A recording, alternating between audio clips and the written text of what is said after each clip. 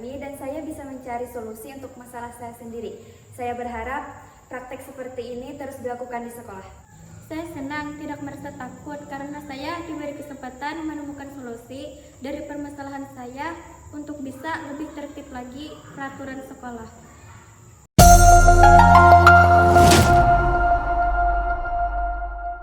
Pengalaman yang saya dapat ketika melakukan aksi nyata 1.4 adalah satu, saya mulai melaksanakan pembuatan kesepakatan kelas. Kemudian juga saya melakukan atau membuat bersama siswa itu membuat keyakinan kelas yang dari usulannya itu berasal dari siswa semuanya. Kemudian juga dalam praktiknya penyelesaian masalah saya juga menggunakan segitiga restitusi dengan mengambil posisi sebagai manajer.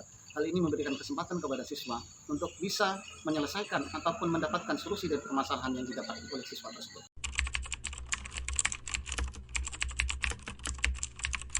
Emosi yang saya dapatkan adalah saya merasa senang, merasa bahagia bahwasanya saya dapat mempraktekkan hal-hal baru yang baik yang saya dapatkan dari pendidikan guru penggerak, terutama untuk meningkatkan pendidikan yang berpihak kepada murid.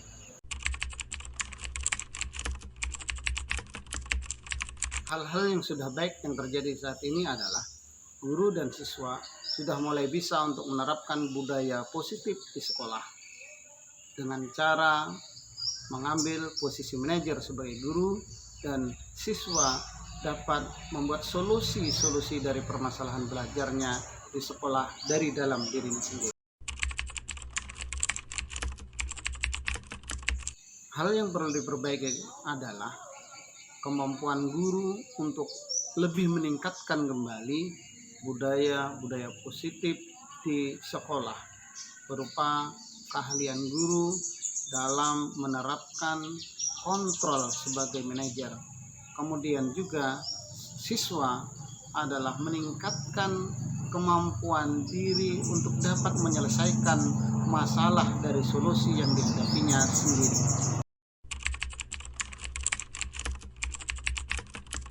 Agar budaya positif berjalan dengan baik di sekolah, maka hal-hal yang perlu dikuasai oleh seorang guru adalah memahami filosofi pendidikan nasional Ki Hajar Dewantara yang harus berpihak kepada murid. Yang kedua adalah memahami nilai dan peran dari seorang guru penggerak. Yang ketiga adalah guru memiliki visi yang berpihak kepada pemberdayaan murid. Dari hal yang ini maka guru dapat menerapkan budaya positif di sekolah dengan baik.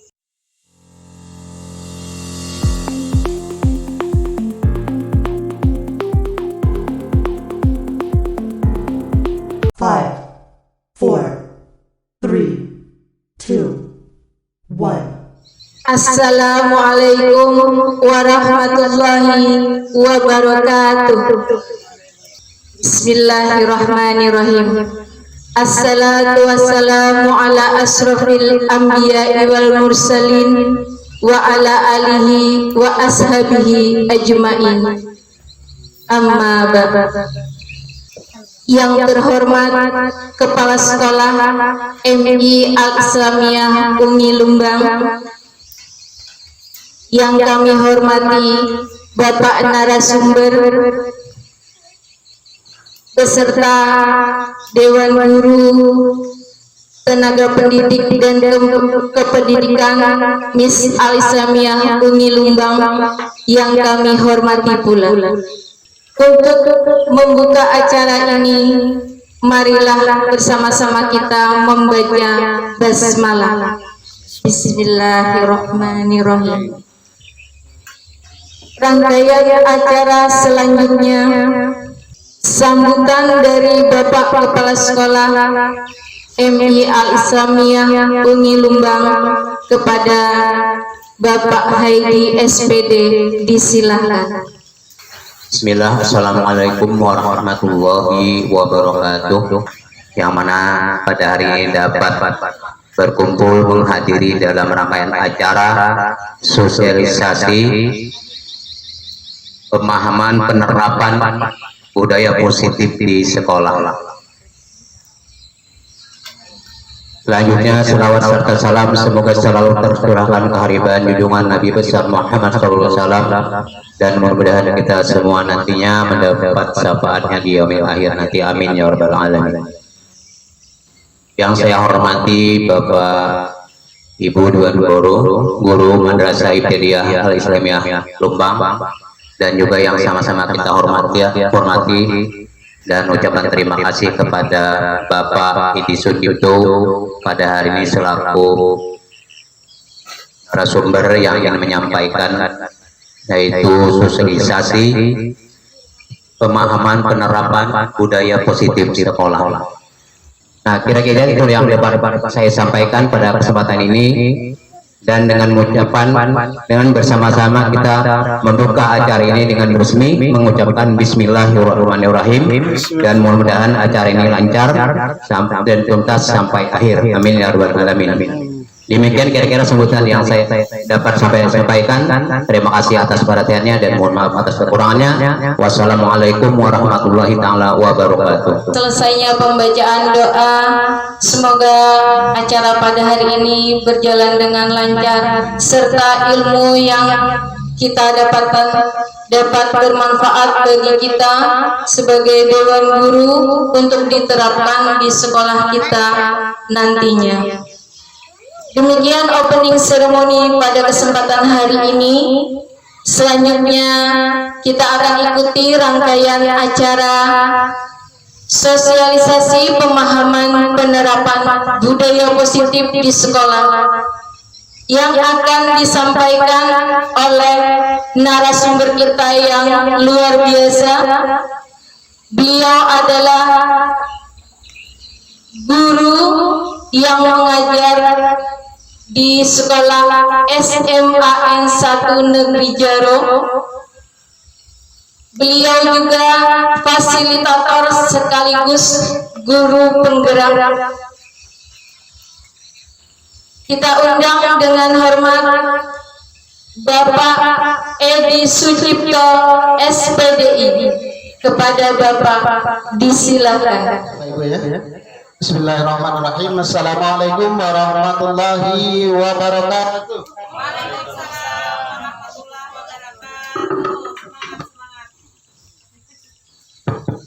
Alhamdulillah wa syukurillah wa la hawla wa la quwwata illa billah. Yang pertama-tama marilah kita memanjatkan puji syukur kehadirat Allah Subhanahu wa taala, yang mana pada kesempatan pagi hari ini kita bisa bersilaturahmi bertatap muka dalam rangka sosialisasi pemahaman penerapan budaya positif di sekolah.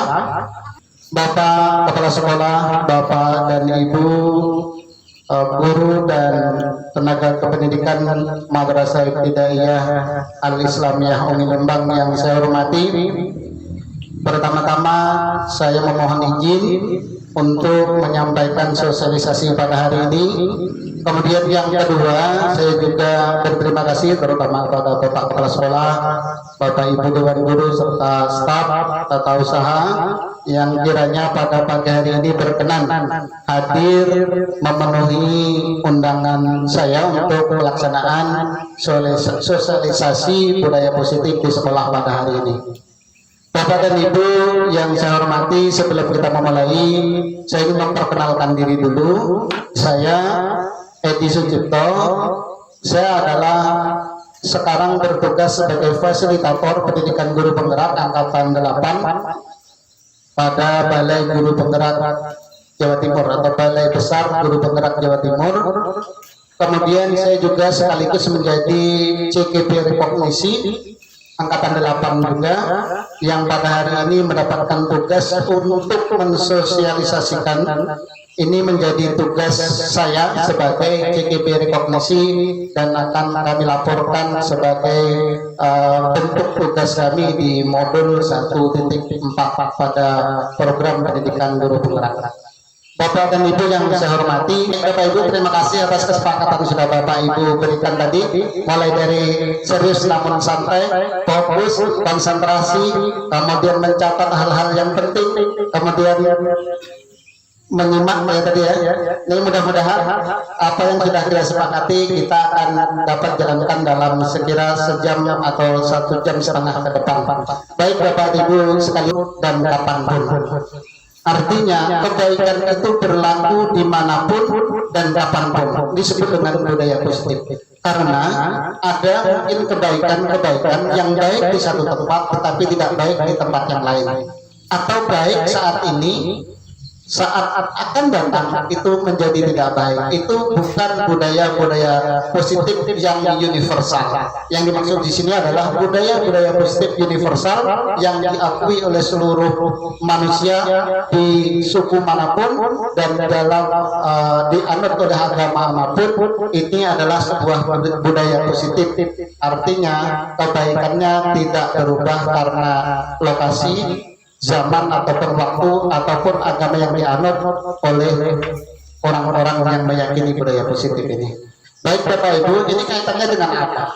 Kaitannya ini adalah bagaimana kita merubah anak-anak dengan merubah kita. Artinya apa? Kita ingin merubah, menjadikan anak itu menjadi baik, tetapi kita sering memaksakan kepada anak-anak kita. Bagaimana kalau kita yang memperbaiki diri, kemudian memperbaiki cara kita, kemudian anak-anak mencari solusi dari masalah yang dihadapinya sendiri. Artinya anak-anak itu menemukan secara mandiri, menemukan secara merdeka dari dalam dirinya sendiri, menemukan nilai-nilai baik dirinya untuk diaplikasikannya ke dalam kehidupan sehari-hari. Sekarang silahkan Bapak Ibu untuk menjawab ini. Untuk pertanyaan pertama, apakah Bapak setuju atau tidak setuju Bapak Ibu? Begitu saja jawabannya. Yang pertama, pemberian hukuman dapat mendisiplinkan anak-anak. Apakah Bapak Ibu setuju? Setuju. Ada yang tidak setuju? Yang abstain ya, gimana ya? Pemberian hukuman dapat mendisiplinkan anak-anak. Ada setuju, ada yang tidak setuju. Yang kedua, hukuman positif seperti membaca atau membersihkan kelas dapat membentuk kedisiplinan anak. Apakah Bapak Ibu setuju? Setuju. Baik. Yang ketiga, adanya peraturan kelas sekolah menjadikan anak lebih disiplin. Apakah Bapak Ibu setuju? Setuju. Baik. Yang terakhir, pemberian penghargaan hadiah dapat meningkatkan motivasi belajar anak. Apakah Bapak Ibu setuju? Setuju. Baik, terima kasih. Berarti itu nomor 1 ada yang setuju, ada yang tidak setuju. Yang 2, 3, dan 4 hampir semuanya secara keseluruhan setuju. Baik Bapak Ibu, kita kunci jawabannya lalu kita belajar. Yang pertama adalah perubahan paradigma budaya positif dan nilai-nilai kebajikan universal. Kita mulai merubah paradigma berpikir kita, merubah mindset kita ya, dengan budaya positif dan nilai-nilai kebajikan universal. Apa saja itu? Sekarang kita coba kegiatan Bapak dan Ibu. Bapak dan Ibu silahkan untuk mengepalkan tangan ini, kepalkan tangan. Kalau tidak ada kertas atau apa, anggaplah dalam tangan ini ada barang yang sangat berharga bagi Bapak dan Ibu. Kepalkan tangan itu. Kemudian rekan Anda atau Bapak Ibu yang ada di sebelahnya itu mencoba dengan segala cara untuk membuka kepalan tangan Anda. Artinya boleh Bapak Ibu merayu, buka dong, atau buka. Awas ada buka, awas kalau tidak buka, dirayu, digelitik tangan dan apapun agar teman Anda itu, teman Bapak Ibu itu bisa membuka kepala tangannya.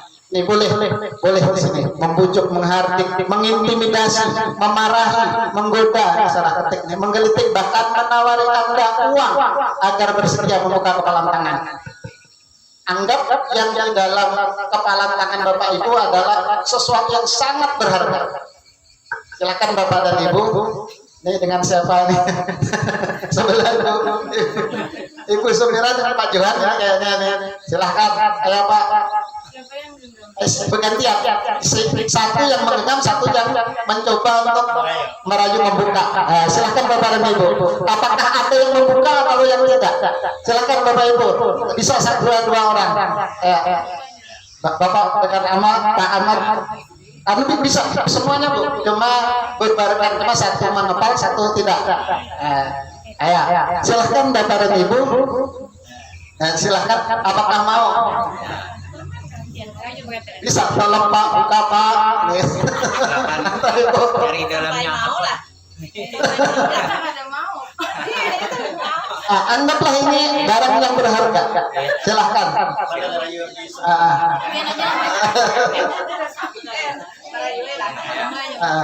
Silakan Mamat mencari apa isi dalam tuh, ambil apa bisa. Mamat yang merayu Bapak buka Pak. Bapak dan Ibu, sekarang apa yang terjadi? Ya, mengapa? Pernahkah kita dulu waktu jadi siswa ini pernah untuk menghindari ketidaknyamanan atau hukuman, jadi datang terlambat tapi tidak melapor ke pengawas harian, langsung meloncat dari belakang ke jendela. Kenapa? Karena menghindari kalau lapor ke pengawas harian disuruh nyapu, disuruh push up, lari. Si siswa ini masuk ke kelas jalan belakang. Untuk apa? Motivasinya apa? Menghindari ketidaknyamanan atau hukuman. Sering kita waktu jadi siswa seperti ini. Nah, yang kedua, motivasinya kedua adalah untuk mendapatkan imbalan atau penghargaan dari orang lain. Kita ketika jadi siswa juga pernah seperti ini. Kenapa belajar?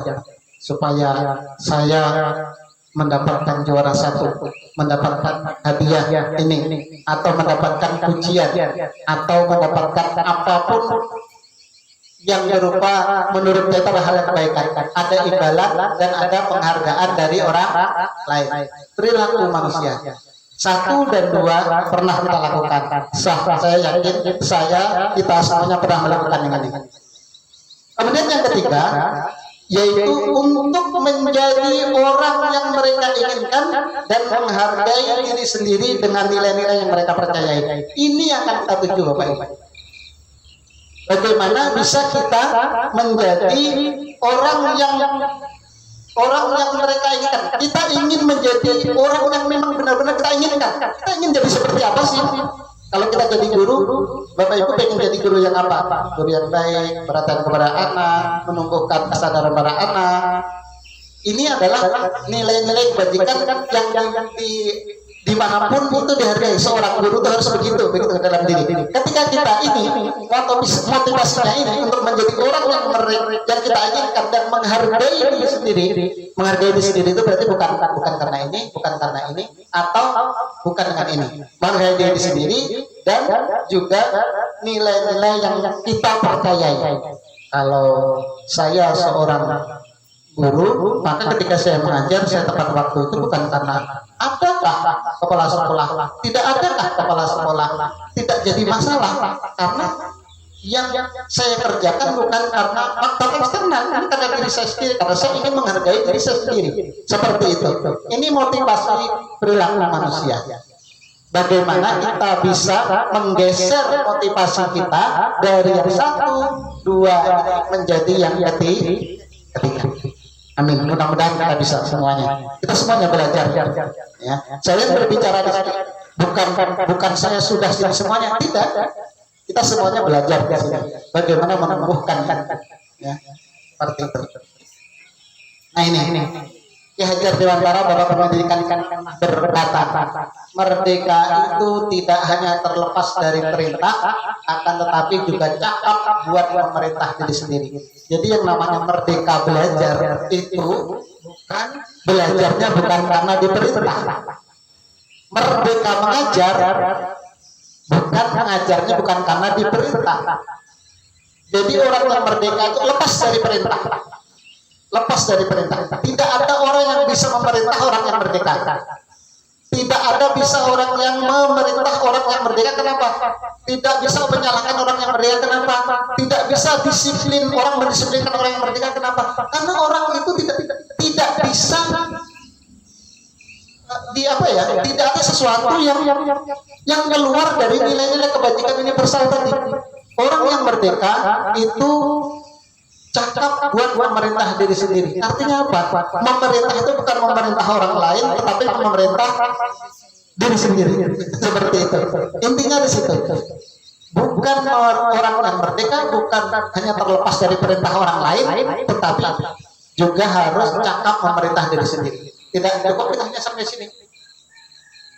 Makanya ketika saat ini Kementerian Pendidikan itu mencanangkan yaitu merdeka belajar menjadi jargon. Untuk siswa, untuk gurunya merdeka mengajar. Kenapa merdeka mengajar gimana? Bukan karena ada pengawas, bukan karena saya dapat gaji, tetapi adalah karena memang ini adalah motivasi saya sebagai seorang guru. Kalau seorang guru itu nilai-nilai bajikannya adalah seperti ini, maka saya akan kerjakan. Dan juga itu artinya apa? Memerintah diri kita sendiri. Lanjut. Bapak Ibu, sekarang kita bicara hukuman atau konsekuensi. Kita punya ada dua istilah, ada hukuman, ada konsekuensi. Coba kita lihat Bapak Ibu. Mencatat 100 kali dalam buku, saya tidak terlambat lagi karena terlambat ke sekolah. Kita pernah misalkan seorang guru menyuruh siswa mencatat 100 kali. Jadi siswa disuruh, saya tidak akan terlambat lagi, saya tidak akan melambat lagi, saya tidak akan terlambat lagi selama 100 kali. Apakah ini hukuman atau konsekuensi Bapak Ibu? Konsekuensi, ada hukuman. Kenapa Ibu katakan hukuman? Kenapa? Ya, bisa. Gimana Bu? Karena itu sifatnya apa ya? Mendidik. Sifatnya itu kayak seperti memberatkan itu, Pak. Beratkan. Oke. Menurut saya kalau konsekuensi itu yang sifatnya mendidik. Misalnya kalau ingin membuat catatan, ya dikira-kira lah, jangan sampai 100 kali. Pak Hedi tadi konsekuensi. Gimana Pak? Karena itu adalah merupakan tanggung jawab yang dicatatnya. Tanggung jawab. Oke. Terima kasih. Kemarin anak saya pernah juga disuruh mencatat berapa ribu kemarin? 3.500 suruh menulis Astagfirullahaladzim alladzi la ilaha illallah wal hayyul qayyum wa atubu ilaihi wa la haula wa la quwata illa billahil aliyil azim 3.000 kali. Jadi saya tanya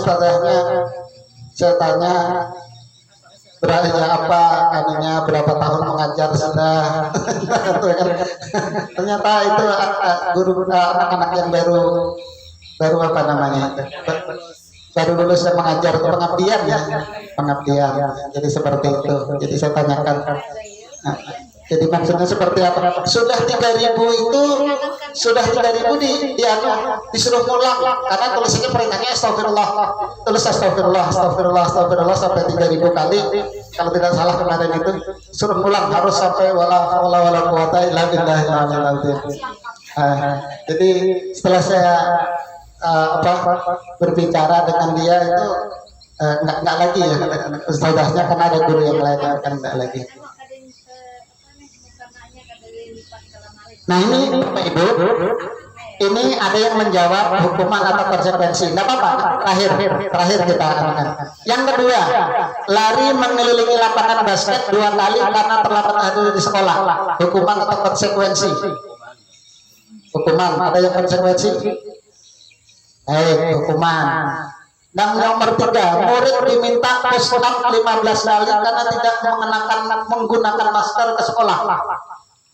Hukuman atau konsekuensi? Jawab aja Bapak Ibu, nggak usah. Hukuman juga. Kemudian yang selanjutnya, menggantikan kertas tugas teman yang telah dicoret-coret. Konsekuensi atau hukuman? Konsekuensi. membersihkan tumpahan air di meja tulis karena tersenggol pada saat belajar. Konsekuensi. Murid disuruh mengenakan sepatu seharian di sebelah karena tidak mengenakan. Murid disuruh untuk tidak mengenakan ini tertinggal. Murid disuruh tidak mengenakan sepatu seharian di sekolah karena tidak mengenakan sepatu hitam. Hukuman. Kalau mau jawab konsekuensi juga nggak apa-apa, silakan. Kemudian lari mengelilingi lapangan basket 2 kali karena terlambat 10 menit untuk pelajaran. Ini ada selanjutnya untuk pelajaran penjaskes. Hukuman. Gimana Pak Johan? Terlambat pelajaran PJOK di bawah hukuman. Bapak Ibu, kita lihat hukuman itu biasanya menimbulkan ketidaknyamanan, menimbulkan dendam, ya. Ciri-cirinya kata-katanya kasar. Biasanya kalau orang yang mengatakan ini biasanya kata-katanya tidak mungkin. Ya silahkan dicatat ya 100 kali mencatat ini, enggak pasti nadanya berbeda. Catat ini 100 kali dalam kertas, nanti saya tunggu, pasti suaranya seperti itu. Ini disebut dengan hukuman karena tidak ada yang tidak sesuai dengan konsep. Kalau konsekuensi itu ada aturan-aturan, ya, tanggung jawabnya ada. Ini berarti hukuman. Lari mengelilingi basket karena terlambat dari sekolah, hukuman. Murid diminta push up 15 kali karena tidak menggunakan masker, hukuman. Menggantikan kertas tugas teman yang telah dicoret-coret, konsekuensi. Tanggung jawab. Membersihkan tumpahan air di meja, konsekuensi. Ini hukuman. Yang ini konsekuensi karena pelajaran PJOK memang pelajaran olahraganya memang lari. karena ini pelajarannya memang lari-lari gitu kan. Kecuali kalau yang lainnya. Makanya di sini ada terkotak PJOK atau penjaskes seperti itu. Tapi kalau ini dilakukan dari guru yang mata pelajaran yang lain, hukuman. Ini bagaimana kita bisa membedakan kalau kita dihadapkan pada dilema ini di sekolah, apakah kita mau memberikan hukuman atau kita memberikan konsekuensi. Maka biasanya kita berpikir dulu, saya mau memberikan konsekuensinya apa ya. Jadi kita mengubah paradigma kita dari hukuman ke konsekuensi tadi. Jadi kita dikit menggeser diri kita. Makanya biasanya saya tanya guru-guru penggerak itu ketika angkatan 4 kemarin saya jadi pengajar praktek, adakah perubahan Bapak Ibu ketika menghadapi siswa sebelum dan sesudah menjadi guru penggerak? Banyak. Kenapa? Pertama, saya pasti sabar dulu Pak. Saya agak panjang dikit. Jadi kalau ada masalah dengan siswa, dia tidak langsung stimulus langsung responnya, tidak.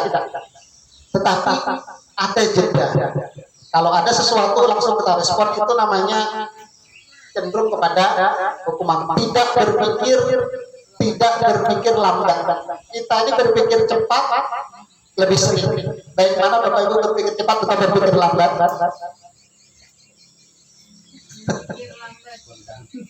Berpikir lambat. Kalau betul Ibu berpikir lambat itu lebih banyak menggunakan energi. Contoh kalau berpikir cepat itu bagaikan orang yang turun dari eskalator, berdiri saja di sini akan turun dengan sendirinya sampai ke tujuan ke eskalator. Tapi kalau berpikir lambat itu bagaikan kita melawan arah eskalator. Eskalatornya turun ke bawah, kita naik ke atas. Apa yang kita sampai ke atas? Bisakah kita? Eskalatornya turun ke bawah, kita naik ke atas jalan situ. Apa kita sampai ke atas Bapak Ibu kira-kira? bisa sampai tapi dengan upaya yang lebih susah payah. Ada juga dan upayanya harus melebihi dari kecepatan turunnya eskavator. Maka berpikir kita harus lebih berpikir lambat itu tidak langsung setiap reaksi tidak langsung ada respon. Ada aksi tidak langsung ada reaksi. Tapi ketika ada aksi dipikirkan. Perlu jangan. Jadi ketika ada sesuatu siswa kita berbuat ini berbuat itu yang menurut kita tidak baik, tidak langsung kita meledak, tapi kita berpikir, mulai jeda, ada jeda antara stimulus dan responnya itu ada jeda. Lanjut. Perbedaan dengan hukuman dan konsekuensi. Ini Bapak Ibu beda. Sesuatu yang menyakitkan harus terjadi dengan hukuman. Konsekuensi sesuatu harus terjadi. Ya harus terjadi saja. Ya memang harus terjadi. Tidak bisa dihindari. Makanya bilang seperti itu. Nah gitu. Kemudian yang ini membuat anak sakit baik fisik maupun hati untuk jangka waktu lama. Tapi kalau ini membuat anak merasa tidak nyaman dalam jangka waktu pendek, tidak nyaman juga, tetapi waktunya tidak terlalu lama. Nah nanti dia akan menyadari ternyata memang harus begitu. Anak membenci kedisiplinan. Akhirnya anak ketika dihukum marah, benci dengan disiplin. Tapi kalau dengan konsekuensi, anak menghargai disiplin. Jadi kita menanyai anak, nah kamu terlambat. Konsekuensinya bagi orang terlambat itu apa? Kita menanyai anak, bukan langsung kamu lari. Bu, saya terlambat. Ini di keyakinan kelas kita. Nanti kita akan membuat keyakinan kelas. Setiap guru membuat keyakinan kelas. Di keyakinan kelas itu saya harus datang tepat waktu, Bu. Nah, konsekuensinya gimana? Saya akan besok akan datang tepat waktu. Untuk bisa berubah ini, apa yang bisa kamu lakukan untuk besok tidak bisa terlambat, tidak terlambat lagi? Besok saya akan bangun lebih cepat, saya akan menyetel alarm, saya akan bilang sama ibu untuk membangunkan saya lebih cepat. Itu yang memberikan konsekuensi siapa? Apakah kita, apakah siswa?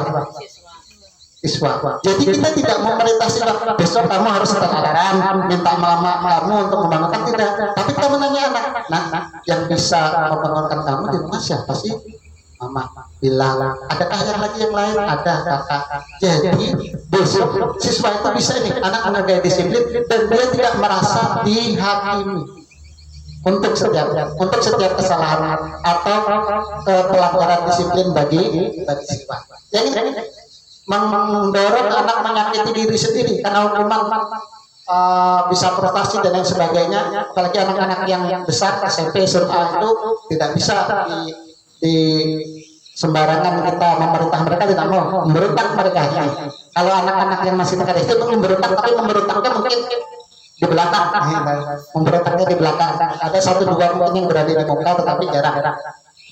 Kalau ini mendorong anak untuk menyesuaikan diri, mereka menyesuaikan diri itu karena dari dalam diri. Kemudian diri yang buruk, kalau dapat hukuman, anak itu menggambarkan dirinya orang buruk. Aku ini orang yang tidak berguna, selalu terlambat, dimarahi di rumah, dimarahi bapak, mama, di sekolah dimarahi guru. Aku menjadi anak yang tidak berharga. Kalau ini konsep jadi baik. Jadi tidak apa-apa anak. Terlambat itu hal yang biasa. Bapak dulu juga pernah terlambat. Pernahkah kita terlambat dulu? Pasti pernah. Nggak apa-apa terlambat. Bapak juga dulu pernah terlambat. Artinya apa? Anak merasa dihargai. Merasa apa? Tetapi apa yang bisa kamu lakukan untuk memperbaiki ini? Nah, kita ujungnya seperti itu. Kalau hukuman, anak belajar menyembunyikan kesalahan supaya tidak dihukum tadi kan? Menyembunyikan kesalahan. Kalau ini anak belajar untuk mematuhi peraturan. Ini marah, rasa bersalah, dipermalukan, merasa tak dihargai. Kalau yang ini kehilangan hak, dibuat tidak nyaman, dihasilkan untuk sementara. Karena tidak nyaman juga, tapi hanya untuk sementara. Bapak-bapak ini diambil dari pendapat Kiai Bosen tadi tentang 5 posisi kontrol. Ini dari orang luar negeri yang ahli pendidikan, praktisi pendidikan yang sudah mendunia ini menciptakan kontrol. Nanti kita akan lihat dihukum oleh penghargaan. Pernahkah Bapak Ibu merasa atau berpikir ada orang itu dihukum dengan penghargaan? Ketika ketika kita diberi penghargaan kira-kira merasa dihukum atau dihargai?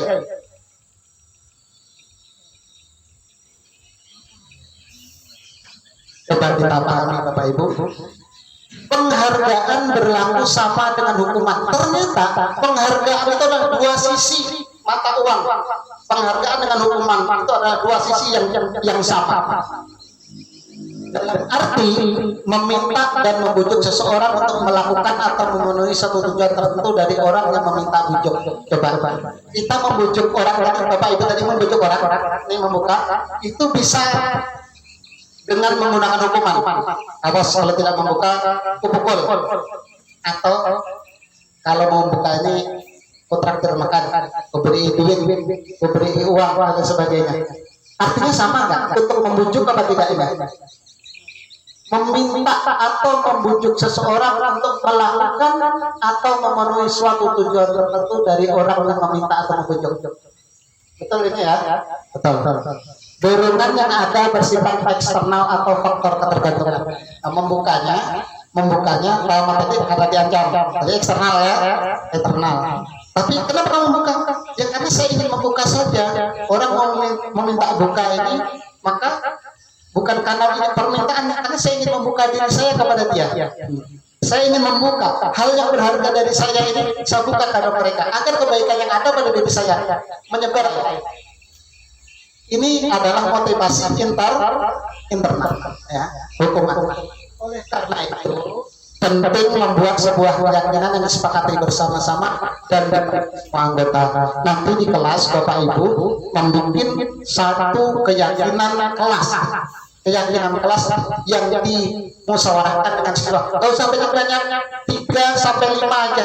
3 sampai 5. Anak-anak kita buka keyakinan kelas.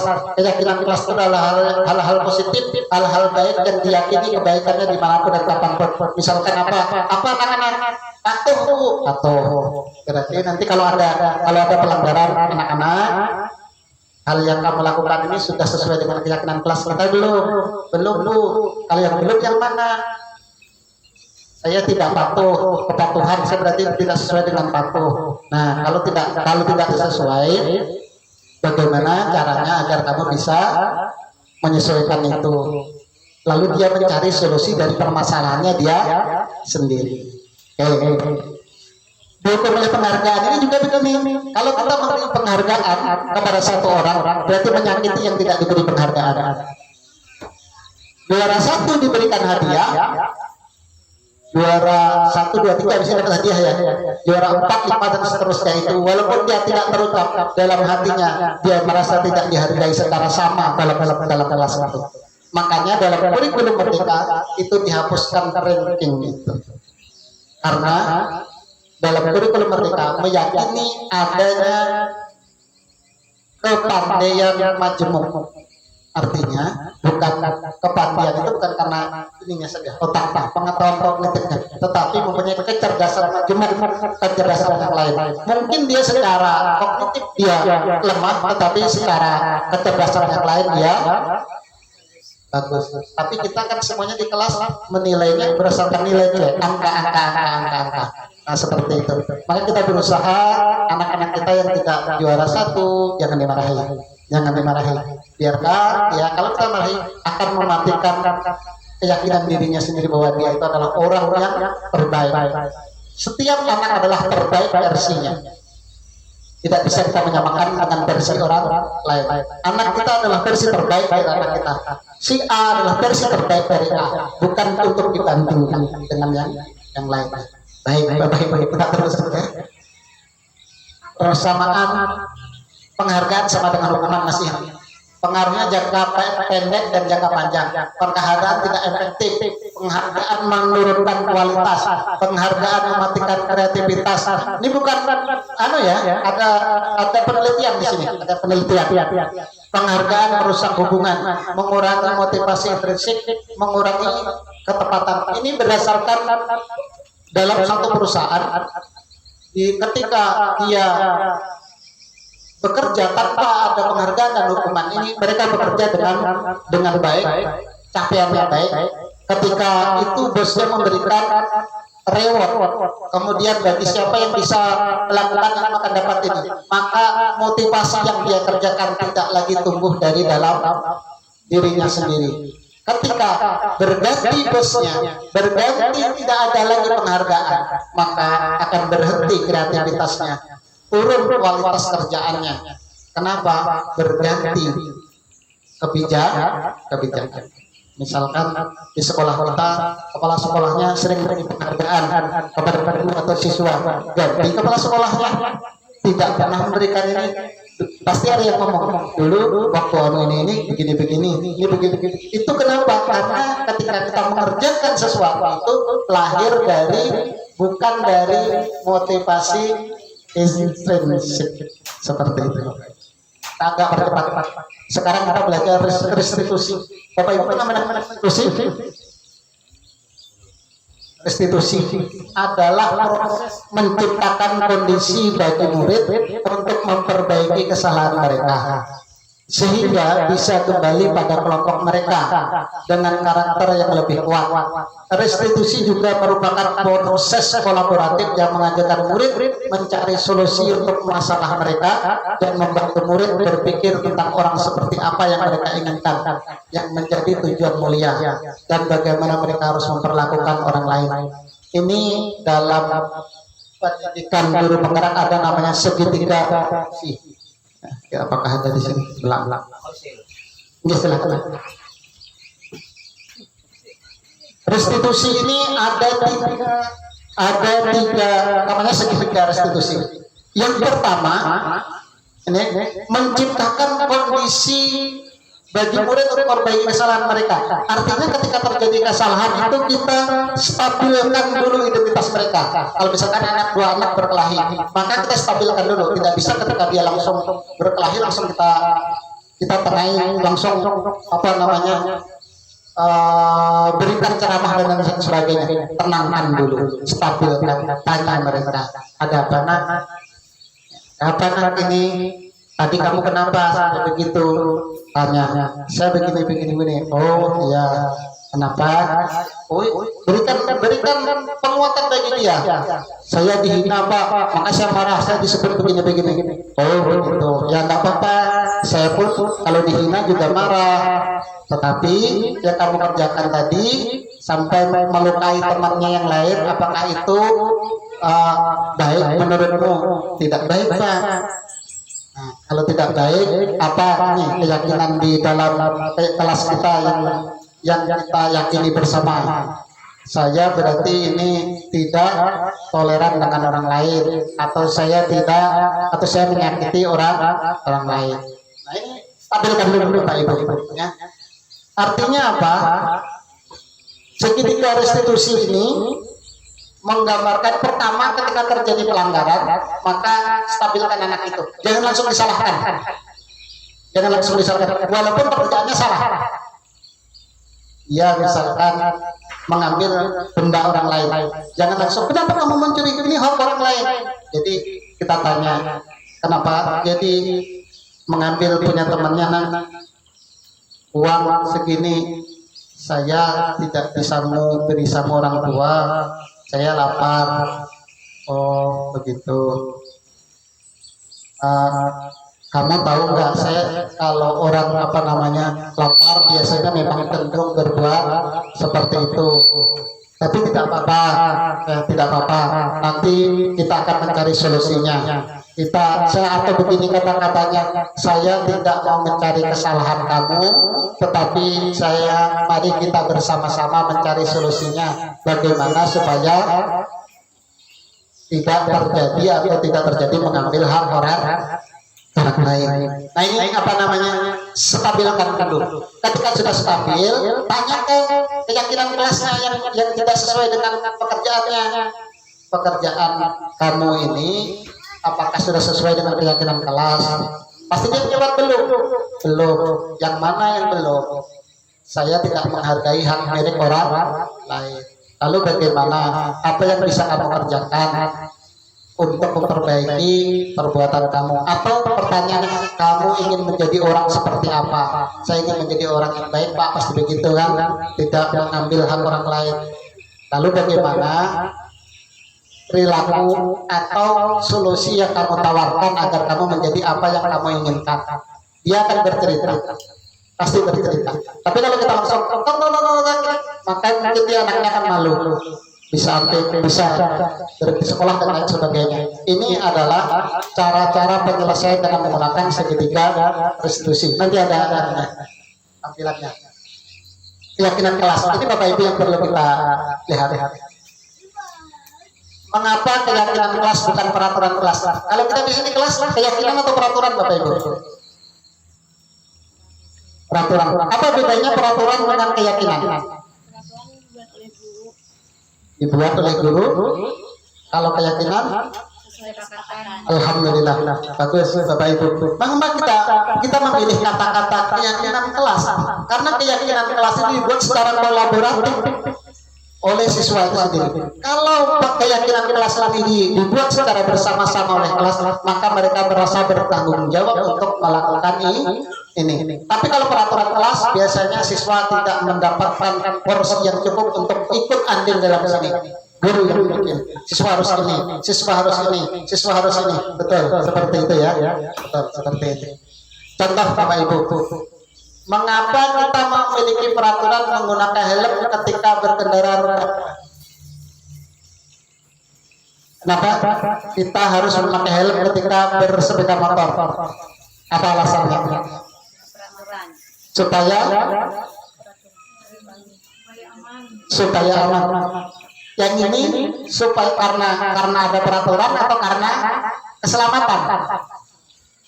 Karena keselamatan. Maka kita menggunakan helm ketika kita karena untuk keselamatan diri kita. Mengapa kita memiliki aturan 3M menggunakan masker, mencuci tangan, menjarak 1,5 meter waktu COVID kemarin? Karena alasan keyakinan kesehatan, keamanan. Mengapa memiliki aturan harus datang tepat waktu ketika mengikuti pelatihan? Mengapa kita harus datang ke waktu ketika mengikuti pelatihan atau dalam kelas dan sebagainya? Kenapa? Karena ini memang itulah yang harus menjadi pekerjaan guru itu seperti itu. Karena disiplin ini bukan sesuatu yang untuk mengangkat kita, tetapi memang seharusnya itu. Jadi sebenarnya orang yang merdeka tidak perlu peraturan. Orang yang merdeka tidak perlu peraturan karena dia tidak perlu diatur, karena dia bebas dari aturan. Kenapa tidak diatur? Karena semuanya sudah sesuai real saja. Buat apa peraturan bagi dia? Karena peraturan itu bagi mereka yang tidak bisa mengendalikan diri saja. Mengapa ada undang-undang? Kita ada undang-undang kalau berbuat ini. Kenapa? Karena ada orang-orang yang tidak bisa mengendalikan dirinya. Kalau kita bisa mengendalikan dirinya, aman saja. Ada undang-undang. Tidak. Biasa aja. Ada peraturan? Tidak. Siswa, ada peraturan kelas? Tidak. Karena dia terbebas dari peraturan.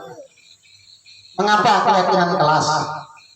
Ini tadi disebutkan oleh Ibu Ojiah tadi. Lahir dari sebuah kesepakatan bersama, sementara peraturan dibuat oleh pihak yang berwenang.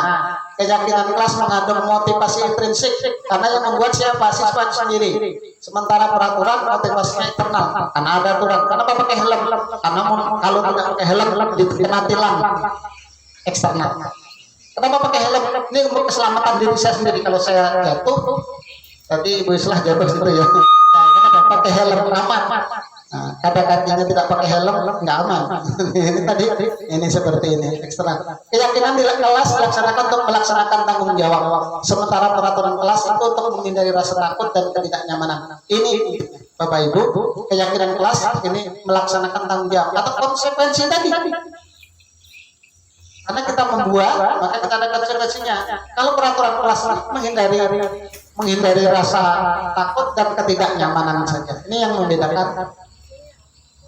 Ini lanjut dengan prosedur pembuatan keyakinan kelas. Nanti saya harap Bapak Ibu nanti di kelas bisa membuat keyakinan kelas ini. Nggak usah banyak Ibu, 3 sampai 5. Kalau banyak itu tidak efektif. Cari kata-kata yang bisa dalam satu kata itu bisa menghandle berbagai macam kelakuan. Ganti saja dari anak-anak. Apa kira-kira? tampung semuanya. Dari semuanya nanti kita eliminasi. Mana ini yang penting, ini masuk ke sini, ini sama dengan ini ya anak-anak ya, sama. Kita sepakati bersama seperti itu. Kalau sedikit 3-5 anak-anak hafal, anak-anak paham, dan itu bisa dipraktekkan langsung. Kalau kebanyakan lupa dan nggak dikerjakan. Melakukan curah pendapat dengan seluruh warga sekolah dan atau kelas, wali kelas biasanya ini di awal tahun pelajaran jangan lupa ini nanti di awal tahun pelajaran kita akan membuat ini ya, melakukan curah pendapat, membuat keyakinan kelas, mencatat semua masukan dari seluruh warga sekolah, dicatat atau di papan tulis, membuat keyakinan kalimat positif. Kita sering membuat kalimat yang negatif atau positif, Bapak-Ibu. Kalau di kelas biasanya kalau masalah membuang sampah dengan baik bagaimana? Kata-kata yang positif gimana? Buanglah sampah pada tempatnya. Atau terima kasih telah membuang sampah pada tempatnya. Positif. Kalau negatif bagaimana contohnya Bapak Ibu? Jangan membuang sampah sembarangan. Jangan berbicara kotor. Yang itu bagaimana kata-kata yang lebih baik begini? Coba bandingkan dua. Jangan berbicara kotor atau berbicara dengan sopan. Itu kita usahakan menggunakan kalimat-kalimat positif dengan harapan akan merubah menjadi kelakuan yang positif. Karena biasanya kalau jangan biasanya itu malah dikerjakan. Bapak Ibu, jangan pikirkan, jangan membayangkan gajah. Di kepala Bapak Ibu yang terjadi gajah gitu ya. Jangan memikirkan bapaknya di rumah. Ya, tetapi kalau dengan kata-kata yang positif itu langsung. Kalau larangan biasanya itu cenderung untuk dilanggar. Ya, gunakan kata-kata positif. Buatlah 3, 7 ini banyak sekali sudah. Apalagi kalau di tingkat SD atau yang ini 7 ini banyak sekali. Agar dapat diingat dan dilaksanakan. Kemudian tinjau ulang keyakinan kelas secara berkala. Ditinjau setelah 1 semester gimana nih, paling banyak yang tidak sesuai dengan keyakinan kelasnya apa, atau satu keyakinan ini hampir semuanya sudah siswa melakukan, maka nanti pada semester berikutnya diganti dengan keyakinan kelas yang lain yang lebih, yang bisa masih ada pelanggaran di situ. Nah, seperti itu menggunakan ulang kembali keyakinan kelas secara berkala. Contoh keyakinan kelas nih, hormat, kemudian di bawahnya. Ini ada 3, berapa nih Bapak? 3 aja ya Bapak Ibu ya. Kami meyakini bahwa sangat penting untuk menghormati semua orang dan barang milik orang. Jadi kalau ada anak yang ngambil barang temannya, meminjam tanpa bicara atau tanpa izin, maka dia tidak sesuai dengan keyakinan kelas hormat. Bekerja, kami meyakini bahwa sangat penting untuk mengerjakan segala pekerjaan dan mengikuti kegiatan yang telah ditugaskan. Kalau sama mungkin belajar, sangat penting untuk selalu belajar, serius belajar, diterima dan dimiliki. Setiap kita pasti merasa ingin diterima dan ingin merasa dimiliki. Ya, coba yakini bahwa sangat penting merasa diterima, merasa kelompok. Kalau dikucilkan anak-anak itu biasanya gimana? Kita dulu pernah satu pertemanan kita dikucilkan bagaimana perasaan kita, merasa diterima ya, seperti ini ya. Sekarang kita bicara 5 kebutuhan manusia. Manusia itu sebenarnya 5 ini ya keperluannya. Kebutuhan dasar manusia. Tindakan manusia memiliki tujuan tertentu. Saya bicara di awal tadi, semua perilaku kita ada tujuannya. Semua yang kita lakukan adalah usaha terbaik kita. Yang kita lakukan, misalkan Bapak Ibu hadir di sini adalah usaha terbaik dia untuk membantu orang lain, membantu saya untuk melaksanakan sebisa. Ini adalah bentuk terbaik yang kita inginkan. Ketika kita mendapatkan apa yang kita inginkan, sebetulnya pada saat itu kita sedang memenuhi 1 atau lebih kebutuhan dasar kita. Kalau kita mengerjakan sesuatu, sebenarnya kita ingin mendapatkan atau kita sedang memenuhi 1 atau lebih kebutuhan dasar kita. Kalau kita tidak terpenuhi kebutuhan kita tidak terpenuhi, bagaimana Bapak Ibu? Akan terjadi hal-hal yang negatif. Kita lihat. Contoh nih, Bapak Ibu. Ibu Ambar wali kelas 2A di SD Pelita Hati sedang bingung menghadapi salah satu murid di kelasnya. Beberapa anak di kelas A telah datang padanya dan mengeluhkan Doni yang seringkali meminta bekal makan siang mereka dengan paksa.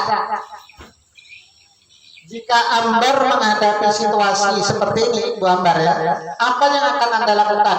Kira-kira apa alasan Doni melakukan hal tersebut? Doni ini sering meminta secara paksa makanan temannya. Kira-kira apa yang akan kita lakukan? Kita tanya Doni dengan restitusi tadi. Yang saya ingin tanyakan ini, alasan Doni melakukan hal tersebut apa? Kira-kira apa kira-kira Doni mengambil paksa makan temannya? Ada sangu. Ada kan? Kita baca Bapak Ibu sini. Ada mungkin banyak tujuan. Kita lihat. Dalam kasus Doni di atas, kita tanya Doni dulu. Doni, kamu kenapa jadi mengambil paksa makanan temannya? Kita lihat jawaban dulu. Apabila jawaban Doni ketika ditanya Bu Ambar adalah karena ia lapar. Saya lapar Bu, saya tidak makan di rumah, ibu saya tidak memasakkan, maka saya minta secara paksa. Maka orang tuanya tidak membawakan bekal, maka kebutuhan dasar yang sedang berusaha dipenuhi oleh Doni adalah kebutuhan bertahan hidup people. Kalau tidak makan, siup, pingsan, meninggal. Jadi kalau alasannya apa? Doni, saya lapar, maka ini adalah alasannya adalah kebutuhan hidup atau survival. Kita berusaha memahami setiap ada pelanggaran dari siswa, kita pahami motivasinya tadi apa, kebutuhannya apa sih yang tidak terpenuhi. Dia memaksa, ini berarti kebutuhan untuk bertahan hidupnya tidak terpenuhi, maka dia meminta kepada orang lain. Seandainya dia terpenuhi, makan saja di rumah, tidak mungkin dia mau ngambil secara paksa. Jadi yang kita belajar menemukan kebutuhan apa yang tidak terpenuhi oleh siswa kita ini apa sih. Melakukan ini pasti ada sesuatu yang tidak terpenuhi. Yang 5 tadi kita lihat, ini pertama, bertahan hidup, kebutuhan manusia bertahan hidup, ini dasar, kebutuhan dasar.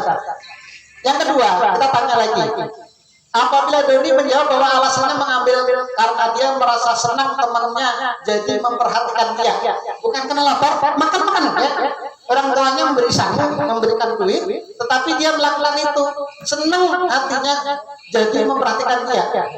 Ketika temannya melaporkan tindakannya kepada gurunya dan gurunya memberitahu orang tuanya, jika orang tuanya jadi memperhatikan dia, maka kebutuhan dasar yang sedang dipenuhi Doni adalah kebutuhan kasih sayang dan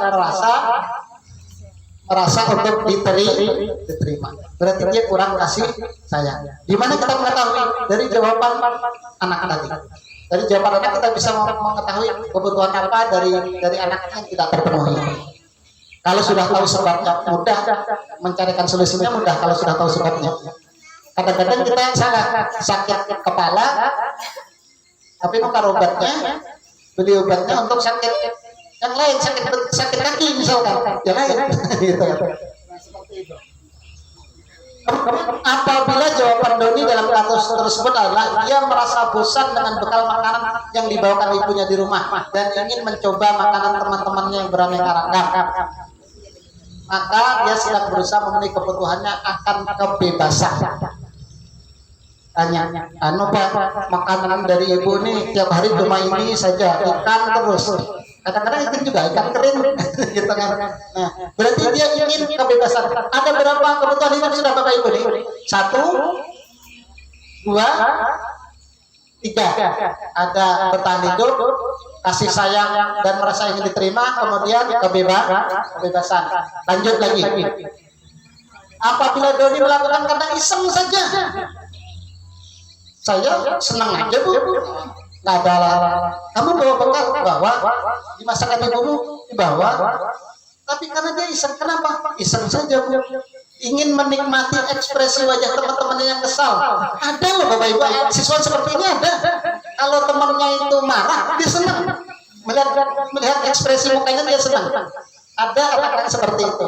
Karena diambil makanan itu, menurut dia ekspresi wajah teman-temannya itu lucu. Maka benar-benar jadi sedang berusaha memenuhi kebutuhan akan kesenangan. Bersenang-senang aja. Berarti kurang hiburan ini. Nah, kurang ini.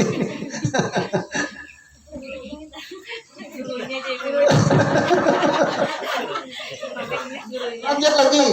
Yang terakhir, jadi yang keempat Bapak Ibu ya, kebutuhan manusia, kesenangan. Yang kelima, apabila jawaban dari adalah merasa hebat karena temannya jadi takut kepada dia.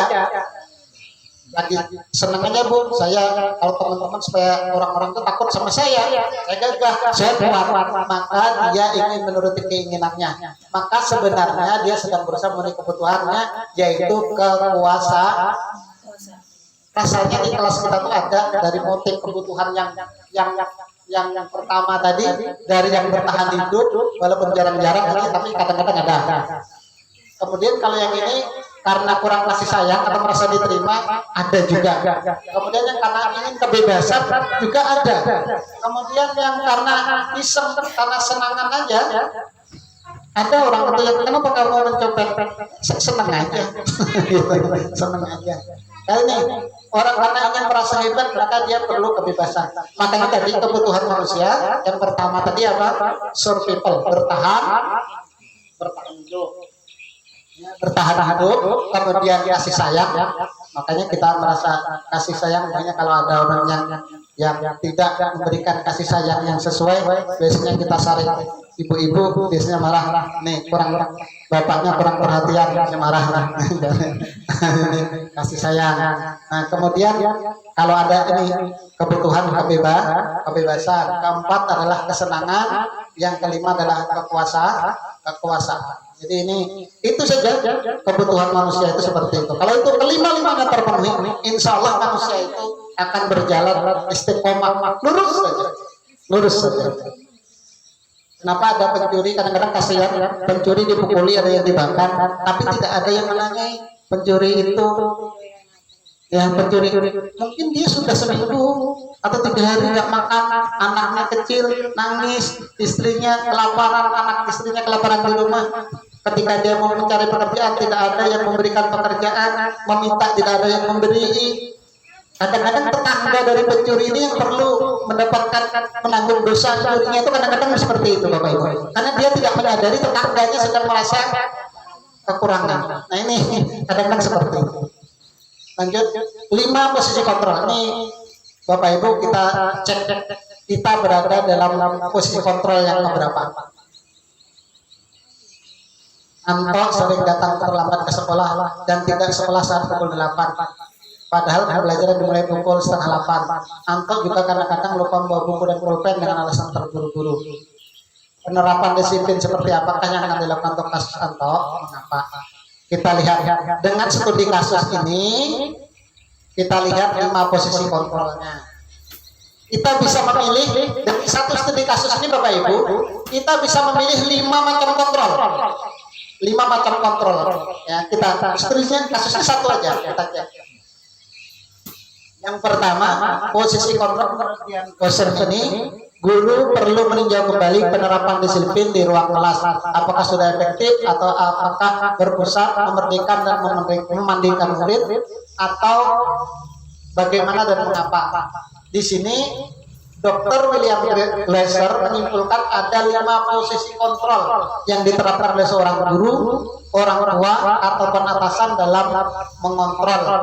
5 posisi tersebut adalah ini. Kita sadari atau tidak, kita melakukan salah satu dari 5 ini. Yang pertama adalah kontrol penghukum, kedua membuat rasa bersalah, yang ketiga sebagai teman, sebagai pemantau, dan sebagai manajer. Kita berposisi sebagai penghukum. Nah ini, sebelum ke situ kita lihat ya, Bapak Ibu, ada pendapat psikiater pendidik Dr. William Glasser dalam bukunya Kontrol Teori. Ini kemudian dinamakan choice theory, meluruskan beberapa miskonsepsi tentang kontrol. Kadang-kadang kalau kita kontrol itu salah miskonsepsi, terjadi kesalahan persepsi. Ilusinya begini, ilusi guru mengontrol murid tadi sudah. Kita tidak bisa mengontrol murid, tidak bisa mengontrol orang lain, bukan murid saja, orang lain siapapun. Kemudian yang kedua, ilusi bahwa semua penguatan positif, efektif dan bermanfaat. Kita mau menasihati biasanya, menasihati saja. Kita berharap akan menasihati akan membawa manfaat. Kita lihat penguatan positif atau bujuk adalah bentuk kontrol. Segala usaha untuk mempengaruhi murid agar mengulangi suatu perilaku tertentu adalah suatu usaha untuk mengontrol murid tersebut. Dalam jangka waktu pendek tertentu, kemungkinan murid tersebut akan menyadari dan mencoba untuk melakukan ataupun menolak. Ya, ini. Kemudian ilusi bahwa kritik membuat orang lain bersalah dapat menguatkan karakter. Kalau kita mengkritik orang lain, kita berharap orang lain itu menjadi baik. Belum tentu. Mengontrol murid kalau kita menggunakan kritik ini menuju orang itu siswa itu menjadi gagal. Identitasnya dia itu sebagai orang yang gagal. Aku ini orang yang gagal karena dikritik oleh guru tadi. Yang selanjutnya, ilusi bahwa orang dewasa memiliki hak untuk memaksa. Merasa kita dewasa sebagai guru, hak untuk memaksa siswa. Ini ilusi. Kalau ilusi itu berarti sesuatu yang kita yakini padahal itu tidak benar. Baik, kita lihat kontrol yang pertama. Posisi penghukum. Atau kita lihat nanti posisi penghukum. Bapak Ibu biasanya penghukumnya kita sudah guru-guru yang melakukan posisi hukum akan berkata, patuhi aturan saya, atau awas, kamu selalu saja yang salah. Atau saya akan bukakan ini videonya Bapak Ibu ya.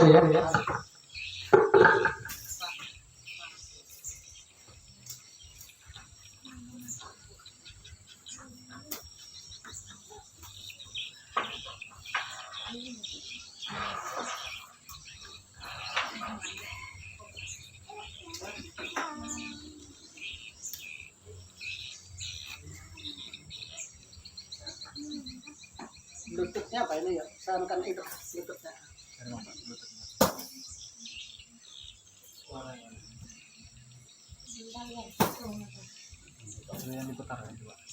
Di belakang ada. Anu ada atupan dengan satu.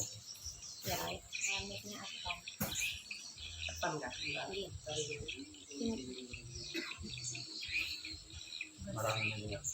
Di situ belum diaktifkan anunya kalau belum diaktifkan berikutnya. Di belakangnya Pak.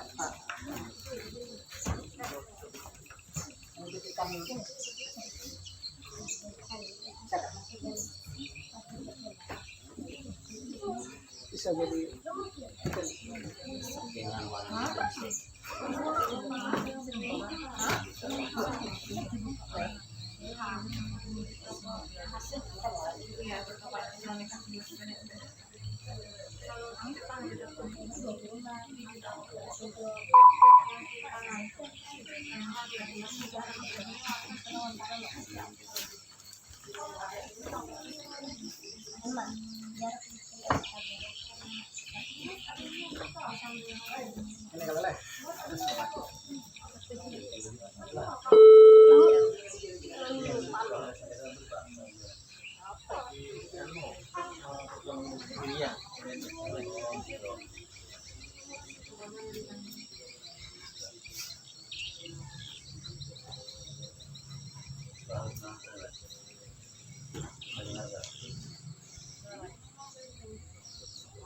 penerapan disiplin positif restitusi.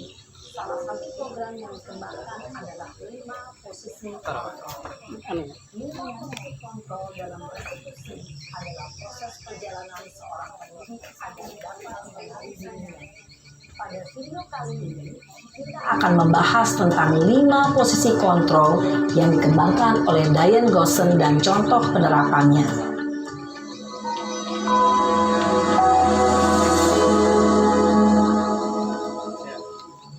5 posisi kontrol itu adalah 1. Posisi penghukum, 2. Posisi pembuat merasa bersalah, 3.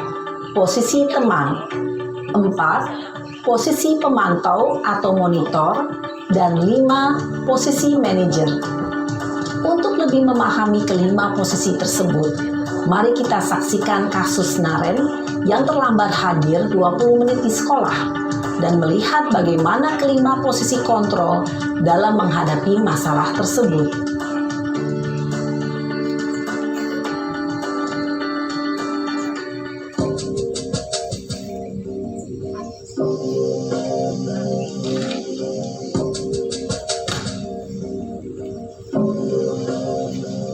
Naren! Sini kamu! Selamat pagi, Bu. Selalu terlambat. Kamu deh, pasti terlambat. Maaf, Bu. Saya... Apa? Apa coba? Alasan kamu apa lagi? Kapan sih kamu tidak terlambat? Malas sekali ya kamu jadi anak. Saya... Dasar pemalas. Gak kapok-kapok sih kamu. Sudah berapa kali terlambat? Sana, kamu keliling lapangan basket 2 kali. Kenapa saya harus keliling lapangan basket, Bu? Kenapa? Kamu melawan ibu? Berani-beraninya jawab. Sudah terlambat, masih berani jawab pula. Sekarang, keliling lapangan basket 5 kali sekalian. Biar kapok. Cepat. Pergi sana ke lapangan basket.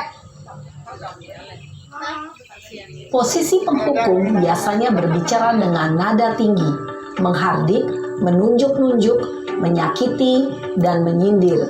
Hukuman bisa berupa fisik maupun psikis. Ibu dan bapak guru hebat. Dampak yang terjadi pada murid ketika guru berada pada posisi penghukum adalah murid cenderung akan memberontak, bahkan menyimpan dendam.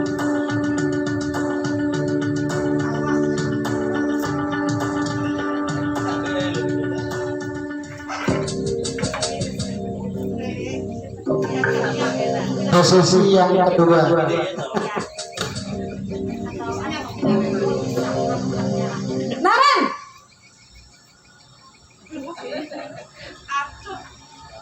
Selamat pagi, Bu.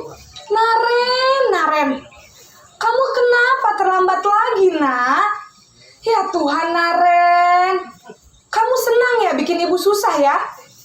Kalau kamu terlambat lagi, nanti ibu yang ditegur bapak kepala sekolah, nak. Disangka ibu tidak bisa membina kamu.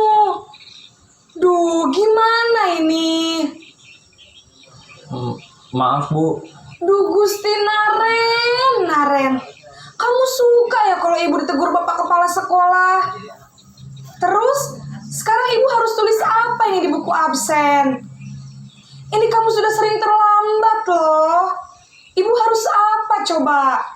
Maaf, Bu. Maaf sekali. Ya sudah, lain kali jangan bikin ibu susah lagi ya, nak ya. Ibu tidak akan kuat lagi kalau kamu begini terus. Bisa jantungan kalau ibu ditegur bapak kepala sekolah. Sana cepat ke kelas. Maaf ya, Bu. Maaf sekali.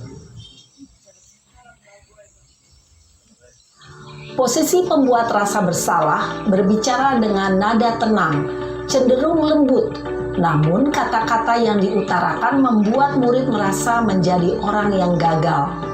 Memandang buruk dirinya sendiri, merasa tidak berharga, dan tidak sanggup membahagiakan orang lain.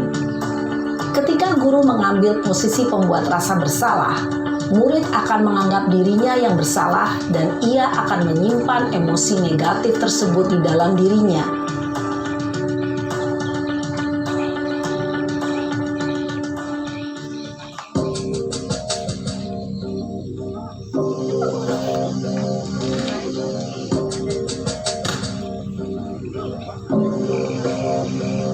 Naren!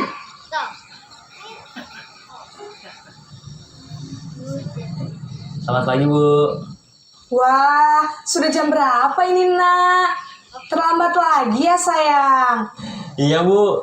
Habis ibu saya lupa bangunkan saya, Bu. Kamu malah menyalahkan ibu kamu. Kamu bukannya anak yang larinya paling kencang. Kok terlambat sih? Iya Bu, saya memang terlambat bangun tadi. Jadi biarpun saya lari kencang, tetap gak kekejar Bu.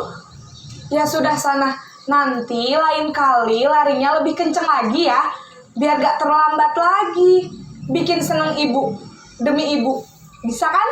Bisa lah Bu. Ya sudah sana masuk kelas, ibu beresin urusan absen kamu. Kamu ini ada-ada saja. Dalam posisi teman, guru berbicara dengan nada suara ramah, akrab, cenderung bersenda gurau untuk menjaga suasana tetap santai. Murid akan merasa senang, aman, dan akrab dengan guru. Identitas yang tercipta adalah identitas sukses atau berhasil. Namun, perlu diingat, karena ini masih dorongan eksternal, maka ada faktor ketergantungan dari murid kepada orang tertentu.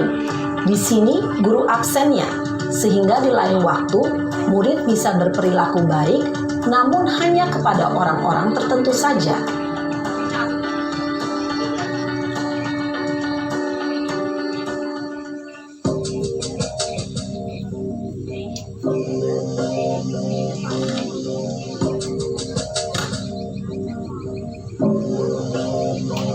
Naren!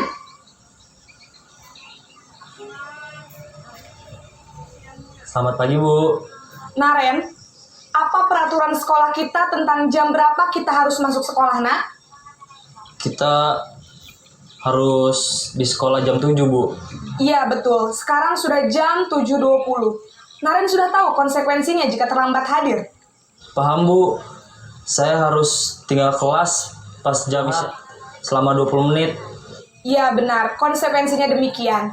Jadi nanti jam 9.30 pas istirahat, kamu harus tinggal di kelas, kerjakan tugas tambahan untuk ketertinggalan kamu, ya? Baik Bu.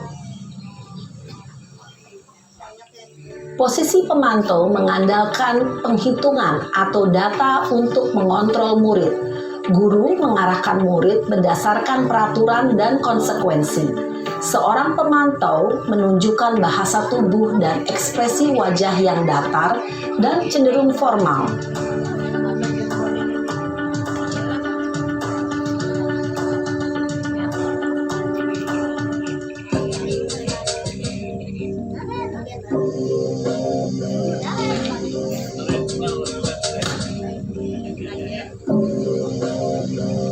Naren!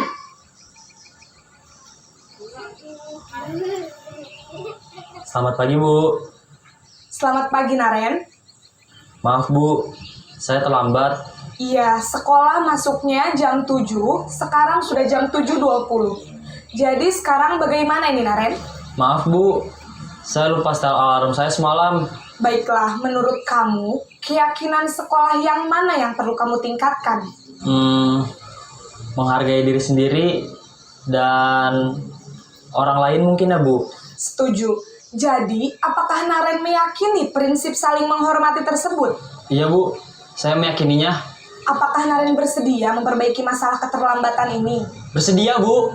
Bagaimana kamu akan perbaiki masalah keterlambatan ini? Saya akan coba untuk tidak lupa menyetel alarm saya Bu. Baik, kalau Naren lupa menyetel alarm di rumah, ada orang yang kira-kira bisa bantu mengingatkan tidak? Ada Bu, kakak saya, Kak Ema. Ada lagi selain Kak Ema? Selain Kak Ema, ada ibu saya. Baik, jadi yang mengingatkan Naren adalah Kak Ema dan ibu kamu ya? Kira-kira akan mulai start alarm kapan nih, Naren?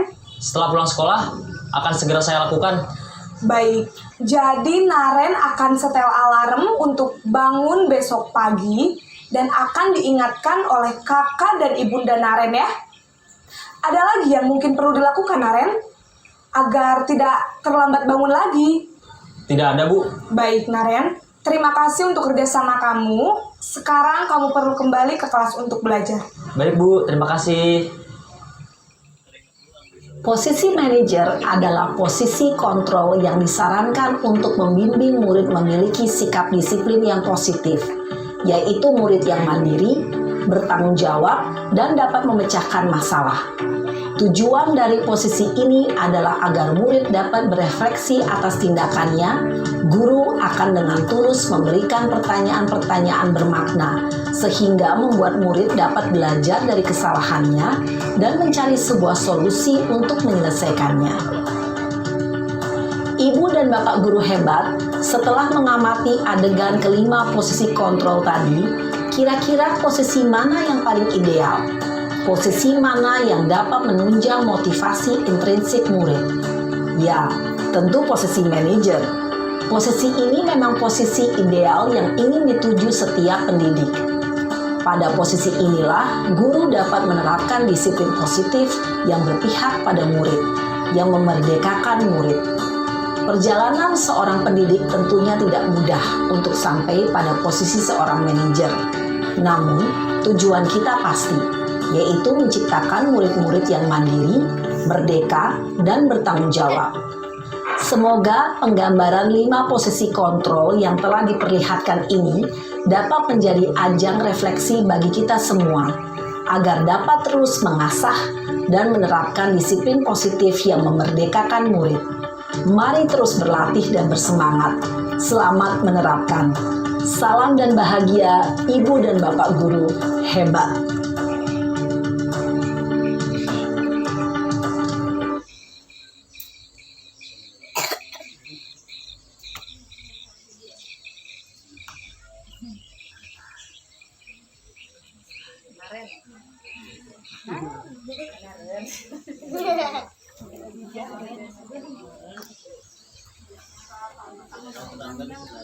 Bapak Ibu, itu tadi tayangan tentang 5 posisi guru. Kita ada dari posisi penghukum, kita sudah lihat, tidak perlu saya. Guru yang membuat merasa bersalah, artinya siswa mempersalahkan siswa. Kemudian guru sebagai teman, sudah tadi juga. Kemudian guru sebagai pemantau. Dan yang kelima adalah guru sebagai manajer. Ini yang perlu kita kembangkan, bagaimana kita bisa menjadi seorang manajer. Karena ini tugas kita adalah bertanya kepada siswa, bertanya untuk siswa itu bisa menggali solusi dari permasalahan yang dia buat sendiri. Posisi yang kelima tadi memang sulit ya, kata Pak Johan tadi. Besok kayak gitu lagi, besok kata gitu lagi. Tapi kita tidak bosan untuk membuat pertanyaan-pertanyaan yang terus menyadarkan siswa ini kepada sebuah solusi terhadap permasalahannya. Setelah kita posisi 5 posisi tadi ini, kita yang paling efektif adalah ini sebagai manajer. Lalu bagaimana kita ini budaya positif itu adalah ini tadi, budaya positif. Kamu segitiga restitusi, Bapak dan Ibu, kesadaran.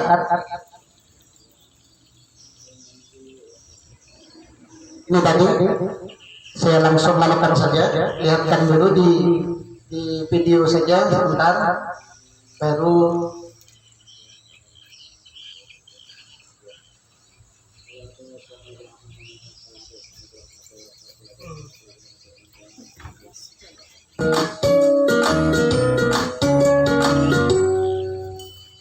Salam dan bahagia Ibu dan Bapak guru hebat. Pada video kali ini kita akan membahas tentang salah satu program disiplin positif yang diterapkan di lingkungan sekolah yang dikenal dengan nama restitusi.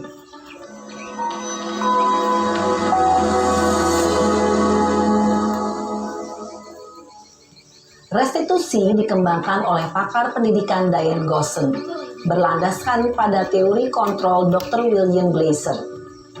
Segitiga restitusi adalah suatu proses dialog yang dijalankan oleh guru atau orang tua agar dapat menghasilkan murid yang mandiri dan bertanggung jawab. Pada saat guru di posisi manajer, aspek yang dikembangkan pada murid adalah motivasi intrinsik, sehingga penanaman nilai-nilai kebajikan dapat tumbuh dan berkembang menjadi suatu kebiasaan positif yang akhirnya membentuk karakter murid. Proses dialog ini terdiri dari 3 langkah yang digambarkan pada ketiga sisi pada segitiga restitusi. Sisi pertama adalah menstabilkan identitas.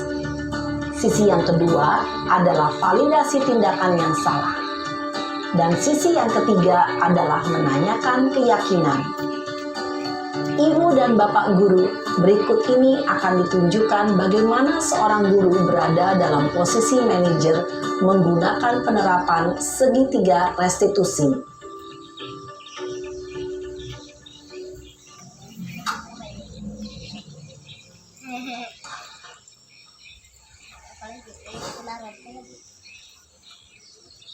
Siang Sarah.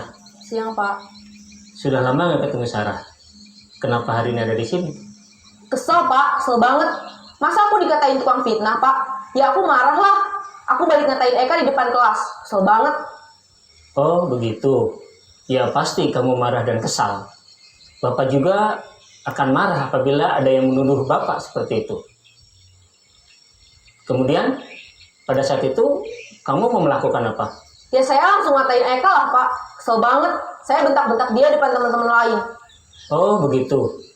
Pasti kamu melakukan seperti itu karena suatu alasan tertentu, bukan? Iyalah, masa saya diam saja, Pak? Ya saya bela diri lah. Masa saya dituduh tukang fitnah? Ya wajar lah. Mempertahankan harga diri itu sesuatu yang penting buat kamu. Untung kamu tidak bertindak lebih gegabah lagi. Hanya membentak-bentak. Iya, Pak. Untung saya masih bersabar dan hanya membentak saja. Sudah gemes padahal. Saya pasti bela diri lah. Ya pasti ya. Tapi kamu memilih untuk tetap bertahan dan bersabar. Kamu memilih untuk tidak berbuat lebih parah lagi, bukan? Iya. Nah, sekarang coba kita lihat lagi. Tindakan kamu yang bentak-bentak Eka di kelas. Tindakan kamu itu kira-kira sesuai dengan keyakinan kelas atau prinsip kamu tidak? Enggak lah, Pak. Capek, Pak, jadi pemarah. Jadi, keyakinan atau prinsip mana yang kurang sesuai dengan keinginan kamu?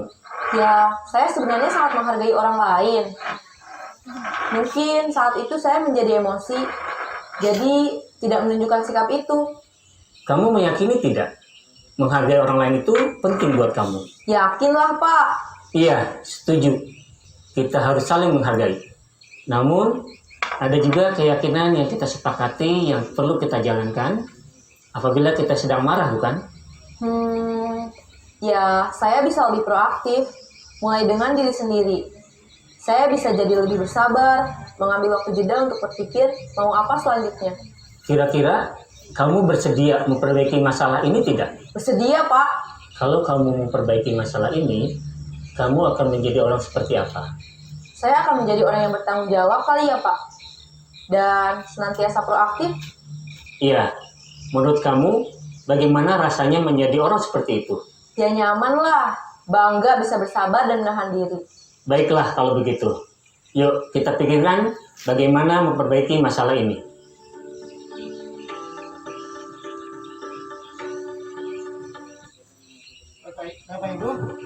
Di sini guru Ibu dan Bapak guru hebat. Baru saja kita menyaksikan contoh bagaimana seorang guru berada dalam posisi manajer menggunakan penerapan segitiga restitusi. Mari kita bahas satu persatu. Pada sisi pertama, menstabilkan identitas berdasarkan pada prinsip bahwa membuat kesalahan adalah bagian dari proses pembelajaran. Sisi pertama dari segitiga ini berperan menggeser identitas murid dari identitas gagal ke identitas sukses. Murid yang sedang bertingkah laku yang tidak pantas atau menarik diri saat itu sedang mengalami identitas gagal. Bila kita mengkritiknya, maka posisinya tidak akan berubah. Kita bisa mengajukan pernyataan-pernyataan ini. 1. Membuat kesalahan sesuatu yang wajar. 2. Manusia tidak ada yang sempurna. 3. Kita bisa memperbaiki masalah ini. 4. Saya tidak menanyakan kesalahannya. saya lebih fokus bagaimana memperbaiki masalah ini. 5. Apakah saat ini kamu tengah menjadi orang yang baik untuk dirimu sendiri? Pada sisi kedua, validasi tindakan yang salah berlandaskan pada prinsip bahwa setiap perilaku berupaya memenuhi suatu kebutuhan tertentu. Guru yang telah memahami teori kontrol akan bergeser dari pemikiran stimulus respon menjadi proaktif dan mencoba untuk mengenali tujuan dari perilaku murid. Mengenali dan mengakui kebutuhan murid ini dapat memperbaiki hubungan dengan murid tersebut. Pernyataan atau pertanyaan bisa disampaikan dengan nada suara tidak menghakimi atau memojokkan, sehingga dapat mengembalikan murid pada posisi positif. 1. Kamu bisa saja bertindak lebih gegabah lagi dari ini. 2. Kamu bukan melakukannya tanpa suatu alasan tertentu. 3. Kamu melakukannya karena mempertahankan sesuatu yang penting bagimu. 4. Mungkin kamu bisa mempelajari suatu perilaku baru yang lebih efektif. Bersediakah kamu mempelajarinya? Selanjutnya, kita akan simak sisi terakhir, yaitu menanyakan keyakinan. Teori kontrol menyatakan bahwa pada dasarnya kita termotivasi secara intrinsik.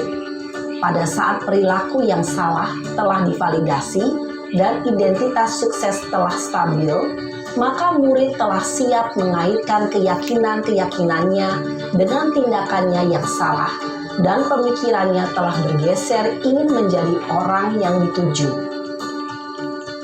Pertanyaan-pertanyaan ini dapat mengaitkan keyakinan-keyakinan yang dianut murid.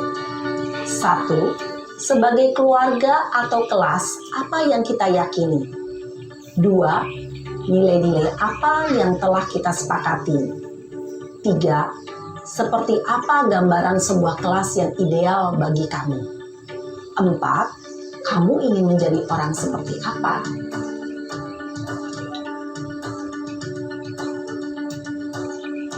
Dalam menerapkan segitiga restitusi, perlu diperhatikan beberapa hal, yaitu 1. Perilaku yang salah perlu dikaitkan dengan nilai-nilai atau keyakinan-keyakinan yang telah disepakati atau dituju. 2. Kesediaan orang yang melakukan kesalahan untuk memperbaiki masalah. 3. Pemecahan masalah sebisa mungkin relevan atau memiliki hubungan dengan masalah yang ada. 4. Usaha. Perlu adanya suatu usaha perbaikan dari pihak yang berbuat kesalahan. 5. Waktu. Perlu didedikasikan waktu dari pihak yang berbuat kesalahan.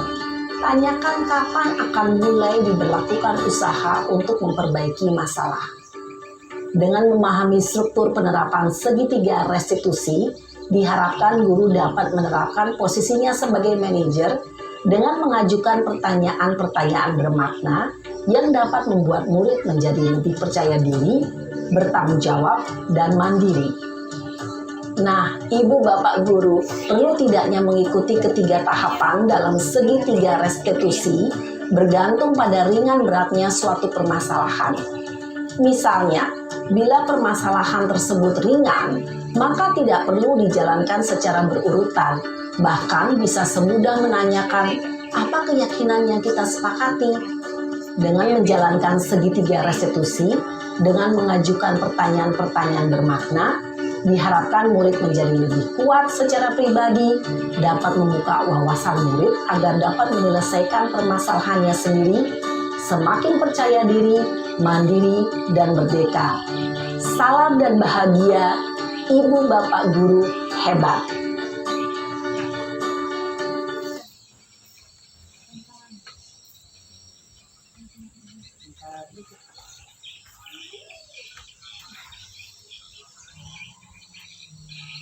Bapak Ibu berarti salah PPT-nya.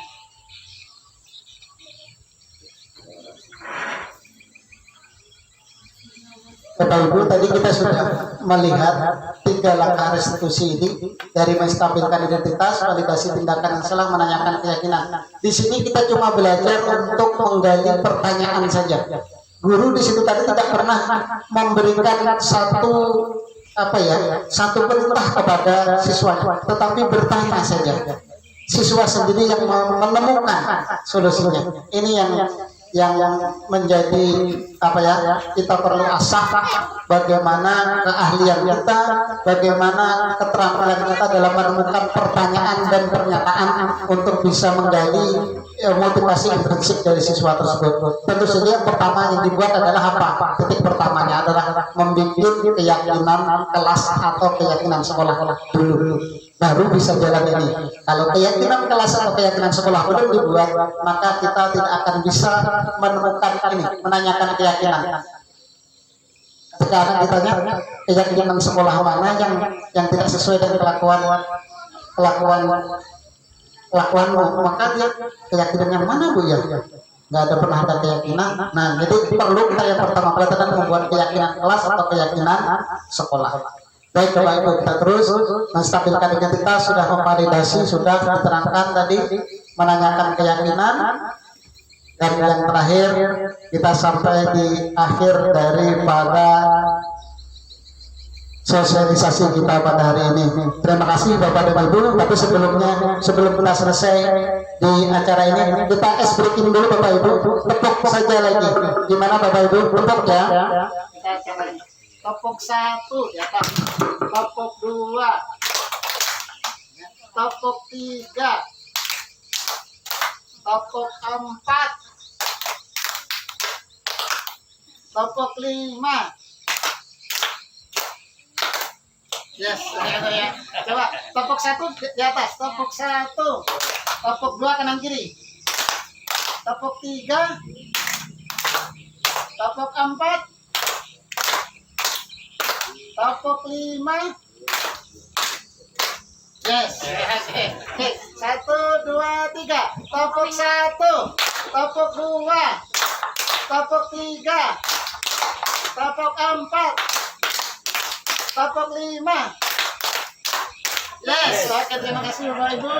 Akhiri acara ini dengan bersama-sama mengucapkan hamdalah alhamdulillahirabbil alamin. Salah dan hilaf mohon maaf. Wassalamualaikum warahmatullahi wabarakatuh.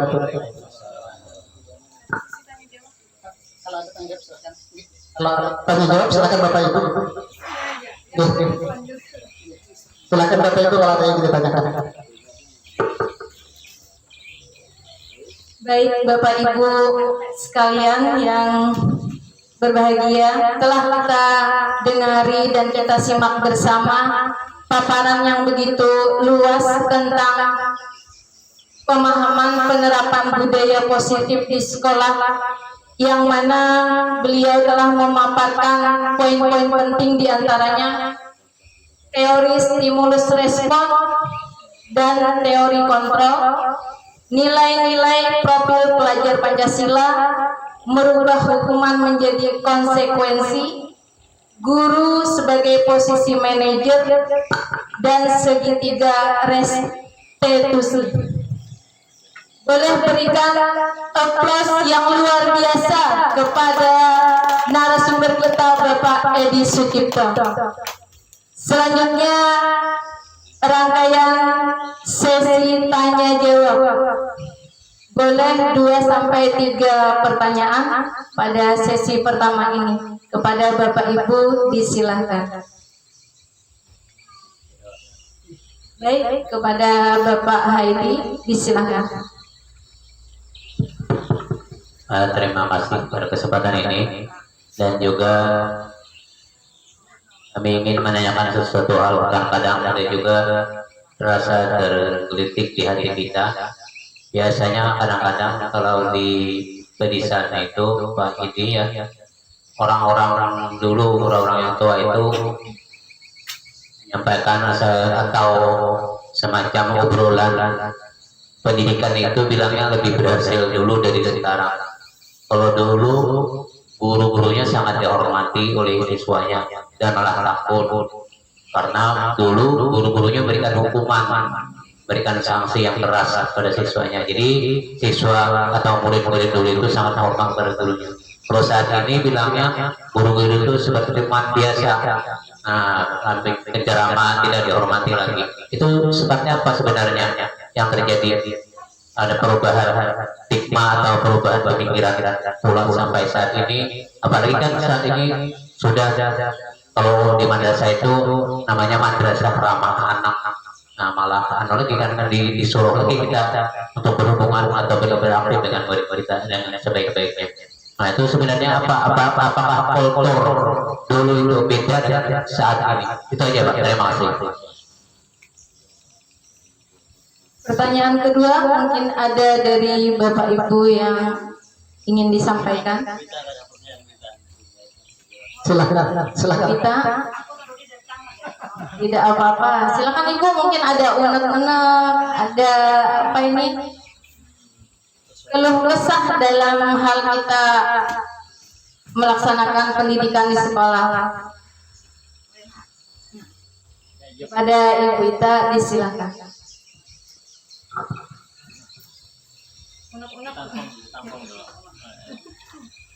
Assalamualaikum warahmatullahi wabarakatuh.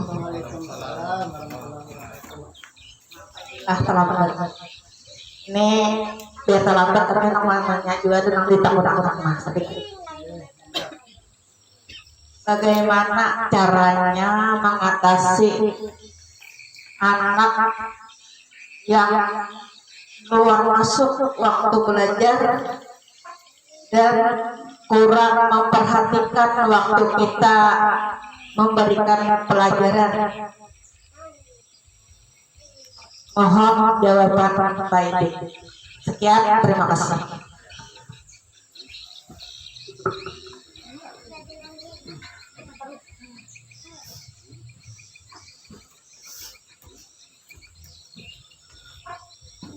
Baik, kepada Bapak narasumber mau dijawab yang mana dulu? Pertanyaan yang pertama atau yang kedua? Baik, pertanyaan dari Bapak Haidi tadi, apakah ada perubahan yang terjadi atau ada kultur yang berubah sehingga pendidikan saat ini katanya kurang berhasil kalau dibanding dengan pendidikan zaman dulu? Terima kasih kepada moderator pembicara, juga kepada Bapak Kepala Sekolah yang berkenan memberikan pertanyaan ini. Pertanyaan yang sangat bagus ini, sangat bagus karena ini sering ditanyakan oleh orang-orang yang melihat kenyataan pendidikan yang real saat ini terjadi di depan mata. Baik Bapak pendidikan kita, Bapak Ki Haji Abdulwantara itu pernah berkata, beliau, kita sebagai seorang guru itu harus menyadari, harus memahami tentang kodrat alam dan kodrat zaman. Setiap siswa itu memiliki kodrat zaman dan setiap siswa juga memiliki kodrat alam dan zaman. Ini adalah kondisi. Mendidik orang dahulu tentu akan berbeda dengan mendidik anak sekarang. Begitu juga sebaliknya. Karena setiap saat itu terjadi perubahan. Perubahan itulah sesuatu yang pasti. Tidak mungkin sesuatu yang kita lakukan pada dahulu mungkin ada yang relevan sampai saat ini, tapi ada yang sudah tidak relevan. Contoh saja kita sekarang ketika anak-anak kita suruh untuk mencari referensi di Google, maka dengan sebentar anak-anak akan dapat. Tetapi ketika zaman dulu, ketika disuruh anak-anak silakan cari browsing di internet, Google-nya saja belum lahir dan lain sebagainya. Maka kita perlu memperhatikan ini kodrat zaman. Anak-anak yang dulu sudah bergeser paradigma berpikir anaknya itu secara kodrat. Ini bukan Tuhan yang menciptakan, yang melahirkan anak-anak itu pada zamannya saat ini. Makanya Allah juga memberikan beberapa nabi karena perubahan zaman itu sampai nabi terakhir.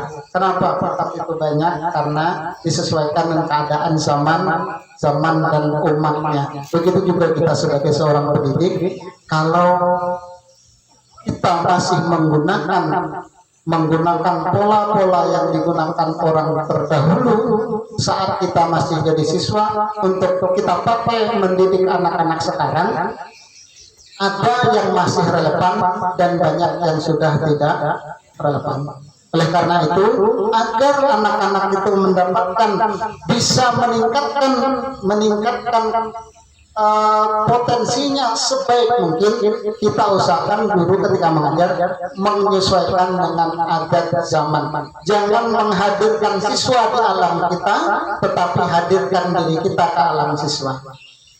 Nah, mengapa terjadi hal-hal yang menurut para yang dilihat kita itu banyak anak-anak yang jauh dibandingkan yang dulu? Mohon maaf, mungkin guru-guru kita, bukan orang lain, guru-guru kita belum membawa diri kita ke alam siswa, tetapi lebih memaksa siswa untuk hadir ke dalam alam kita. Waktu juga demikian, karena menurut saya mengutip kata-kata dari Ki Hajar Dewantara, tugas kita itu sebenarnya bukan untuk merubah siswa, tidak bisa. Siswa itu punya potensinya. Yang ada itu Ki Hajar Dewantara itu punya teori tabula rasa. Siswa itu ibarat kertas kosong, bukan kosong, sudah ada coretan-coretannya tetapi tidak jelas, masih agak kabur-kabur. Maka tugas kita adalah menebalkan potensi-potensi baiknya, dan tidak bisa menghapus potensi yang tidak baik, tetapi mengusahakan potensi yang tidak baik itu atau akhlak-akhlak yang tidak baik itu tidak ada unsur luar yang bisa menambah tebal ini akhlak yang tidak baik ini, dan kita menjaga itu. Ini adalah teori tabula rasa yang dicanangkan oleh Ki Hajar Dewantara. Zaman dan alam. Mendidik anak yang di gubuk itu tidak sama mendidik anak yang berada di kalangan di daerah yang pantai. Maka kita bisa menggunakan bagaimana alam itu, memanfaatkan alam itu sebaik mungkin untuk meningkatkan potensi siswa. Masih dari Ki Hajar Dewantara mengatakan guru itu ibarat petani, siswa itu adalah bibit. Kita tidak bisa merubah fitrah jagung. Guru tidak bisa merubah ketika kita menanam jagung berharap akan tumbuh kacang, tidak mungkin. Tapi yang bisa dilakukan guru adalah bagaimana dia bisa menumbuhkan bibit jagung ini dengan pertumbuhan semaksimal mungkin, dengan cara gurunya adalah menyiapkan tanahnya dulu dengan baik, menghilangkan atau menjauhkan hama-hama dari tanaman jagung ini, kemudian memupuknya, beri sinar yang baik, pupuk yang baik, air yang baik, sehingga jagung ini bisa tumbuh dengan maksimal. Siswa juga bisa tumbuh dengan maksimal. Jangan pernah kita berharap anak jagung kita akan berubah menjadi pohon yang lain. Itu salah satu yang saya tangkap dari pertanyaan Pak Hedi tadi, bahwa kalau itu terjadi jangan disalahkan siswanya. Salahkan bukan tidak ada menyalahkan, tetapi mencari solusi pada gurunya sendiri. Mari belajar guru-guru untuk menyalami. Kita bersama-sama menghadirkan diri kita dalam pembelajaran itu dalam alam murid. Jangan membawa murid ke dalam alam kita. Insya Allah kalau kita menyelami ke dalam alam murid, insya Allah akan tumbuh motivasi intrinsik dari siswa, sehingga siswa itu akan berubah dengan baik. Ini yang sedang kita usahakan Bapak Ibu di program-program pemerintah dalam pendidikan ini, yang kita ingin akan tumbuhkan. Apalagi di madrasah tadi ramah anak sama dengan ini tadi, cuma namanya saja berbeda. Seperti itu. Isinya adalah penerapan budaya-budaya positif itu tadi. Nah, mungkin jurus-jurusnya berbeda, tapi bahannya sama tepung, tapi ini dibuat kodok, ini dibuat rempeyek dan lain sebagainya. Intinya untuk yang mungkin seperti itu jawaban untuk pertanyaan pertama. Selanjutnya untuk pertanyaan kedua dari Ibu Ita tadi tentang mengatasi bagaimana anaknya suka keluar masuk ketika kita belajar, gitu Ibu ya. Dan supaya anak-anak itu lebih memperhatikan gurunya. Nah ini Bapak Ibu, Sekali lagi, mari kita jangan lihat muridnya. Mari kita kembali ke diri kita sebagai seorang guru. Kita yakin setiap individu itu mempunyai keunikan tersendiri. Si A dan si B itu pasti berbeda menurut kita. Kembar sekalipun pasti berbeda. Sikapnya, perilakunya pasti berbeda. Tidak ada satupun yang sama. Gaya belajarnya berbeda. Ada yang auditori yang suka mendengarkan, ada yang kinestetik yang suka bergerak, suka keluar. Jangan paksakan anak yang suka yang kinestetik cara belajar. Tadi suruh duduk tenang, nggak bisa. Duduk tenang, kamu di situ. Bapak menerangkan, ibu menerangkan, tidak bisa. Tetapi bagaimana ini? Sekarang kita mengenal pembelajaran berdiferensiasi. Mungkin Bapak Ibu pernah mendengar ini. Bagaimana pembelajaran berdiferensiasi? Itu tidak masuk di sini sebenarnya, tetapi saya akan sedikit. Pembelajaran berdiferensiasi itu seperti apa? Guru memberikan pelayanan kepada siswa sesuai dengan kesiapan belajar siswa. Kesiapan belajar siswa itu apa saja? Bisa gaya belajarnya. Sesuaikan. Bagaimana dalam RPP kita itu bisa memenuhi macam-macam gaya belajar siswa itu. Diferensiasi dalam konten. Siswa yang suka melihat, yang suka mendengarkan ini kita ceramah, nggak bisa dia. Tapi yang tidak bisa kalau tidak melihat tayangan, nggak bisa. Maka sediakan dalam RPP itu tayangan. Orang yang visual, audio visualnya dia harus ada di situ. Kemudian anak-anak yang suka bergerak estetik ini seperti apa? Berikan dia praktek, langsung kepada prakteknya, berikan. Atau itu kontennya Bapak Ibu ya, lihat kontennya. Kemudian diferensiasi juga pada proses. Waktu kita menyampaikan pembelajaran, ya bisa ceramah kadang-kadang berikan juga yang berjoget yang berupa tayangan. Bisa kita langsung praktekkan. Yang suka gerak-gerak, coba kita praktekkan ke depan ini kayak apa, posisinya kayak apa, posisi rukuk seperti apa. Kalau kita ceramah saja kan mungkin dia nggak suka. Oh kayak gini. Nah ini bagus nih teman-teman, dia suka bu. Nah ini mengatasi gaya belajar siswa. Yang ketiga itu diferensiasi produk itu apa? Ketika kita memberikan tugas kepada siswa supaya siswa itu supaya tertarik, sesuaikan juga dengan gaya belajarnya. Yang suka, yang menjawabnya jangan hanya tulis di kertas, jawabannya kertas lembar ini. Bu, saya gimana kalau saya menjawab dengan bernyanyi bu? Oh silahkan.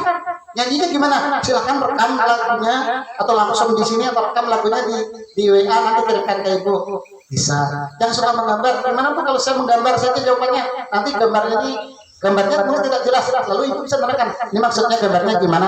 Terangkan sih gambarnya. Suka bu dia nanti.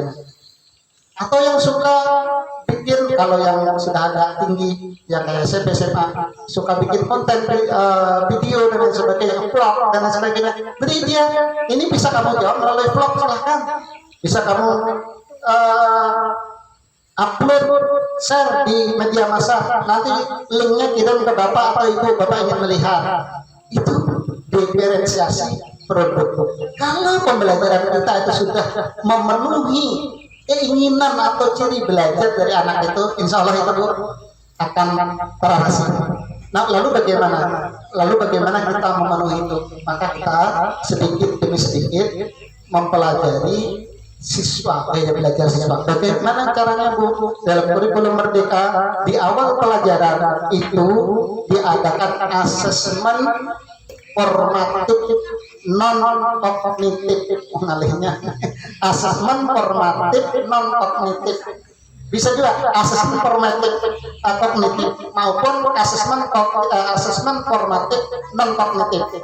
Karena dalam kurikulum Merdeka itu ada dua asesmen saja, asesmen formatif dan asesmen sumatif. Kalau formatif ini tidak masuk dalam rapot. Nilai-nilai kita formatif tidak masuk dalam rapot. Fungsinya untuk apa nilai formatif itu dilakukan sebelum pembelajaran, ketika pembelajaran, nilai itu digunakan untuk meningkatkan, untuk refleksi guru, untuk meningkatkan pembelajaran. Oh, ternyata siswa kulit untuk ini kurang bisa ya, nilainya rendah. Berarti saya perlu meningkatkan ini.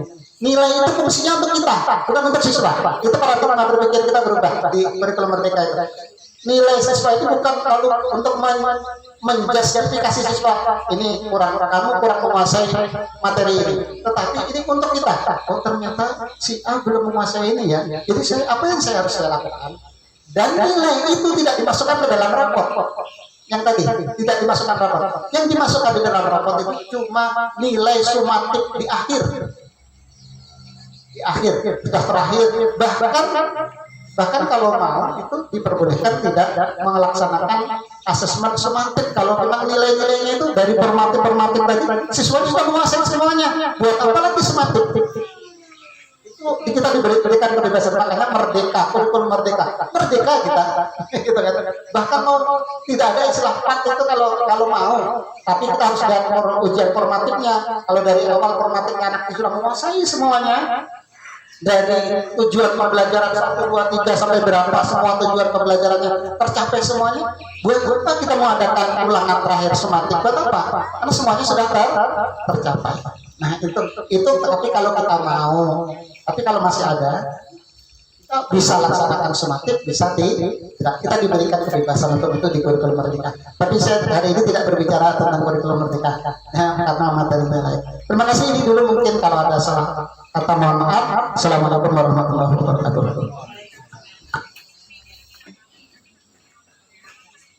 Baik Bapak Ibu, demikian paparan jawaban dari Bapak narasumber yang begitu jelas,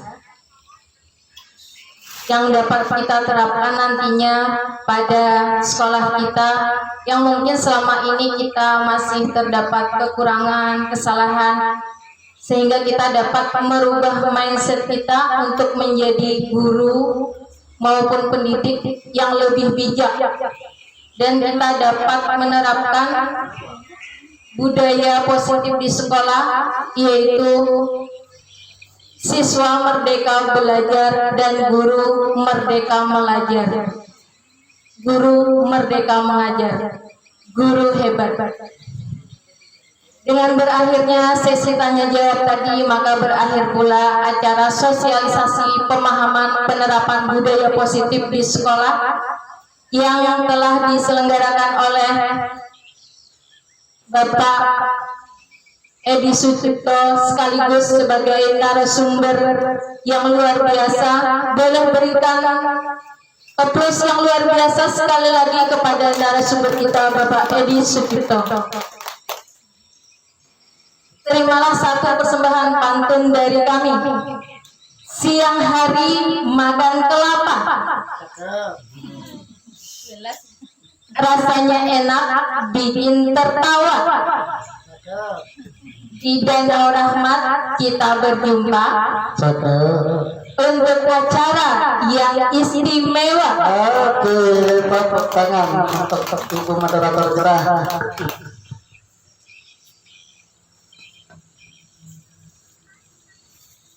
Marilah bersama-sama kita menutup acara pada hari ini dengan mengucapkan hamdalah, alhamdulillahirabbil alamin. Akhir kata, wabillahi taufiq wal hidayah. Wassalamualaikum warahmatullahi wabarakatuh.